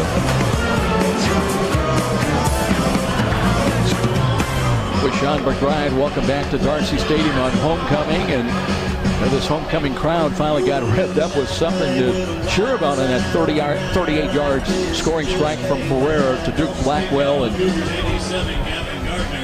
well, like you talked about previously, Joe, that was quite the scoring crowd, especially when you've been accustomed to watching this high-powered St. Francis offense on the field. Again, in the second half, only a safety until 4:46 left to go here in the contest. So that was quite the strike from Ferrer to Duke. You kind of wonder sometimes how it can come so easily and then so easily just go away. High end over and kick at the 1. Return across the 10, 15. Krzyzewski looking, works his way to the 20 and then hauled down right there. Nick Krzyzewski on the return. So it'll be 1st and 10. But SXU running out of time now. Just 4:38 remaining in this ball game. Well, St. Francis came in as the #1 scoring offense in all of NAIA football, averaging 57.3 points a ball game. Had 49 last week in the win at St. Ambrose. 39 at halftime tonight, but they'll settle for 48 right now with better than 4 minutes remaining. Here's a bailout pass near side, but that's dropped as Jamari Watson could not find the handle. He only goes, Sean, 5'8", and just could not reach up for that one. Yeah, that was in and out of his hands. He's got to catch that. He was really on that little out pattern. He was wide open. I believe Adam Hoffer's checked into the ball game defensively for St. Francis. Martinez the throw. Looks near side. There is a catch at the 29, but Krzyzewski went down on one knee very quickly trying to protect that catch. Short of the first down, will bring up 3rd down and about 3. Hurry up offense now. Will be 3rd down and 2. Clock stopped for some reason, but now 4:20 remains. Martinez trying to work quickly now. Drop, short drop. Looks over the middle. He's got Krzyzewski for the first down. Then takes a big hit across the 35 at the 36-yard line. That was... Got to check. That was Caleb Hankinson. Reason I paused, that's Blake Blaker's old number, but now right. He switched to 90. 1st and 10. Cougars show blitz off the edge right side. Here's a pass into the flats, but no chance on that one. Again, sail over the head of Watson. And that'll stop the clock with 3:49 to play. Yeah, tremendous job that time by the defense to recognize that, and that's Tupea, number 43. He was coming in from a safety blitz that time, but then he saw the running back wheeling out past him and decided to break off and go back into coverage and disrupt that throw. Marcus Sovic, one of the wide to the right. They've got Simmons out there wide to the left. Marcus Sovic in motion, and they run the ball instead on a fake up the middle. They'll pick up a couple of yards to the 40. Keeps the clock running. St. Francis will give him that 2 or 3 yard gain. Kind of surprising call with 3:34 remaining, but I guess you're not going to make up that deficit as St. Francis shows blitz up the middle now. 3:26 to play. Martinez taking plenty of time. Spreads the field with 2 wide either side. Dropping, sets up the screen, steps up and escapes. Rushes to his right, throws downfield, and that can't be a catch. Nope. Martinez pass falls incomplete. He was running for his life that time. And brings up 4th down. Yeah, on the pressure again. That was number 49, and that is Bass, Kylan Bass, who actually planted Martinez after he threw the ball. Had some help from Caleb Summers running across as well. So it's 4th down and 6. They're going to go for it. with 3:10 remaining. Clock stopped on the incompleted pass. They're trying to reach their own 47 on this snap. Now they were coming with a safety blitz, and here is the throw over the middle, and they've got the first down. And a little stop and goal move inside by Krzyzewski. There's a penalty flag thrown. Did they catch the face mask perhaps? We'll see as the field judge runs over to let Jeff Gwynn, a referee, know. Personal foul, face mask, defense number 50. And that's Hankinson who got caught. Yeah. First down. So the receiver was trying to spin out of that tackle, and when you open your hands to grab the receiver, sometimes you get the face mask. That's a big one, though. Yeah. They'll take the ball down to the St. Francis inside the 35 to the 34-yard line. He didn't let go. That was the problem. He spun him down. So that was kind of an easy call. Well, they'll have 3 wide to the left, 1 wide to the right. That is Krzyzewski. And now they'll flip-flop the running back off to the left side for Martinez. Wants to throw again, looks to his left, throws to a spot, and sliding down to make that catch at the 22. And there's another penalty flag. It's going to be a late hit out of bounds. And now some just not real good smarts by St. Francis with the defenders out there now. Well, and to the defense of the defender, when the receiver was down on his knee catching the ball, he should have stayed there, but he made a football move to try and get up and make an additional yardage, and that's when he got hit. So officials aren't talking about it. Yeah. Right now it's 48-17. The play is first down. After the play, dead ball, personal foul, defense at the distance to the goal, first down. Yeah. Personal foul against St. Francis, so half the distance. They'll walk it off to the 10-yard line or thereabouts. I think they're going to put it down at the 11, so it will not be first and goal. It'll be first and 10 at the 11 with 2:41 remaining. Now can Silver and Blue keep them out of the end zone here in the dying moments of this ball game. Martinez again 3 wide to his right side. Looks to throw back a quick slant. He's got the catch inside the 5, and I believe that's Harold Davis trying to get in. Does not get into the end zone. Oh, it's Chris Simmons rather than Harold Davis. That's an impressive effort. He was very close to breaking the plane, and they were able to hold him out. It's going to be first and goal from the, looks like the 1-foot line there, Joe. Yeah, they are in the shadow of the goal line right now, and let's see if they give the ball on a run now to the running back, Watson. But now turning his back to the play was Martinez. Now waits for the snap. He does want to throw again. Throws to the right corner. He's got a man out there, but no chance on that one. Little post corner run that time on the pass route, but incomplete. Trying to hit Striviak for the touchdown. And let's see if they come back now with a run up the middle with Jamari Watson in there. Watson offset to the right side of Martinez. They do hand it to Jamari Watson, and he's able to scamper into the end zone off to the left side. So Watson in from a yard out officially at the 2:04 mark.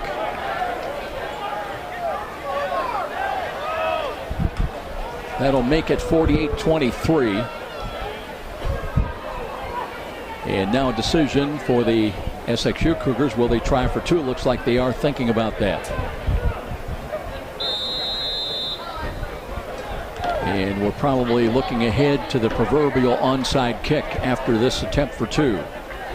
I believe that's Ivlo back in there, offset to the right side. Now motion left to the right as here is Martinez trying to set up, being pursued, throws on the backside and incomplete. In and out of the hands of Krzyzewski along the back line. Good coverage defensively by St. Francis. So it'll be 48-23. The try for 2 fails. And we'll be back with more here in the dying moments of the ball game. St. Francis still in a commanding 48-23 lead. This is Cougar Football on Redeemer Radio, 106.3 FM, Northeast Indiana. Hello, this is Mike Ripley, board chair at Redeemer Radio. This year, I encourage you to turn your financial support into a recurring gift to maximize your investment in reaching more souls with the message of God. Once you become a recurring gift partner, you'll be automatically enrolled in our St. Gabriel Perpetual Gift Society with both spiritual and practical benefits. You can review all those benefits and join our St. Gabriel Perpetual Gift Society today at RedeemerRadio.com. Back with Sean McBride, I'm Joe Parson. Well, you know, our old sidekick from years ago in hot, humid days like this would say the heat, Joe, is taking a toll on the players. And we would come back and we'd say, Phil Houck, that heat is also taking a toll on the sideline announcer. Because humidity is starting to rise. It's obviously cooled off from the 88 degrees we had and heat index in the 90s at kickoff time. But now USF with 10 men up within about 5 yards of the line of scrimmage. Here comes the not going 5-10 yards right now. And that should be St. Francis football around the 44-45 yard line of SXU. They did try to go onside, but that one was not really no chance on that one. And one has to wonder at this point, Joe, 2:04 remaining here in the contest. Will St. Francis try and work on their 2-minute drill, or are they just going to play conservatively and call this a game? They got a penalty here. Okay, so that gets waved off, and here comes the St. Francis offense. Will begin first and 10 on the St. Xavier. With a new field general back there, Joe, number 14. Yeah, that's Clay Cenarius, who came in for one play earlier when Ferrer lost his helmet. And one of the officials out of position finally runs as here's a big run to the right side. Oh, inside the 35 to the 33-yard line. Nick Brickens the ball carrier. Nick Brickens carried the mail that time. He is interesting, they list him as a strong safety, 5'10", redshirt freshman out of New Pal. Brickett's wearing number 34. That's Nicodemus's number, and he runs just like him, too. Yes, he does. Runs for the first down. Here's Cenarius, gives to Brickens again, off to the right side, fresh legs, and picks him up, lays him down, good for another 6-7 yards. Well, it makes a difference when you got those fresh legs. Will Christman is out there, by the way. Brickens is saying, look at me, coach. I should be back here more often. And don't put me down as a strong safety. Trevin Carr checks into the ball game as well, the late going here. I believe Yanni Cooper's out there. He's a 6'2" sophomore wideout. But Cenarius looking to hand the ball off again and dipping and diving, looking for running room and fighting for the first down. Sticky short of it. But Brickens once again impressing here at 3 straight carries. He's got moxie. He wants that first down. Working hard for it. Kyle May now into the game. Dylan Hunley also comes back out there. Don't really expect we're going to see a pass attempt, but you never know in the final 38 seconds. Right. Cenarius might try to surprise them here. They've got just one safety back. 10 men up close to the line of scrimmage on third down and a short yard. They won't get it. As again, the dive will be inside the 25. Brickens that time better defended. Looks like it'll be fourth down and short, but they may not even get a playoff. We're down to 15 seconds remaining. That's going to do it. In fact, the offense heads to the bench. Kevin Donley already making his move out to meet Mike Feminis at midfield. And this one will go into the books in kind of bizarre fashion. We'll talk more about it, but so easy at the start of this ball game. St. Francis with 25 quick points, 39 at halftime, but they could only manage 9 more in the second half. They win it, though. That's the bottom line. 48-23 over a very good St. Xavier football team. 48-23 the final. We'll be back with our post-game presentation. This is Cougar Football on Redeemer Radio, 106.3 FM, Northeast Indiana. I have a special word from All right, Joe, I'm running that 60. Do you want me to run that last 30 as well? Yeah, go ahead. Okay. And then we have one more H&L electric light. Okay, hold on. I can't hear you. Say again. Looks like we've got H&L electric live read to get in. Live read, okay. We'll get that in, but we're done with spots then, right? Yes, sir. Okay. naturally turn sticks into pretend guns or swords. Let's channel the fight that is in us to love, sacrifice for, and protect our wives and children through thick and thin. It is before God that we made a vow when we became united in marriage with our wives. Let's keep it. Quote, so then, what God has united, man must not divide. Mark 10, 9-10. I'm Jim Littleton, forming FaithfulFamilies.com. May I share an effective way of achieving the loving, unified family life that we all want? When we fail in charity, as I often do, we should be quick to humbly say, I'm sorry. Forgive, and forgive some more. Forgive swiftly, as Jesus has forgiven you. And with the help of the Holy Spirit, do your best to forget offenses. I'm Jim Littleton, forming FaithfulFamilies.com. Now, with analysis of the game, what went right and what needs some work, let's go back to the stadium with the voice of the Cougars, Joe Parson, and the Redeemer Radio sports team. Welcome back, everybody, with Sean McBride, and kind of an interesting evening. And that right now, Kevin Donley has got his football team circled up because he will talk about it. And as they look at the film, beginning Monday with the team, two distinctly different halves. 25 easy, quick points on the board for St. Francis. That probably was the key of the game as to the victory here tonight because, well, you look at the second half and it's like a baseball score. St. Francis outscores them 9-6 in that second half. Yeah, it was not a good showing for the Cougars here in the second half for homecoming. And you have to wonder about the first half, Joe, is... what did St. X just come out flat and full of mistakes, and the Cougars were able to capitalize on that? Because when you look at the second half, as the game ground down, St. X really changed. Were able to make some changes and really stifle that high-powered Cougar offense. So, I really thought that SXU looked to be from the comfort of your own home, or when you're on the go, the same night the pigskin touches the end zone, or is stopped dead in its tracks. 10 teams, 5 games, one website, SummitCitySports.com. Live stream high school games, score updates, and news hub for all Fort Wayne area athletics. Find us on Facebook, Twitter, YouTube, and SummitCitySports.com.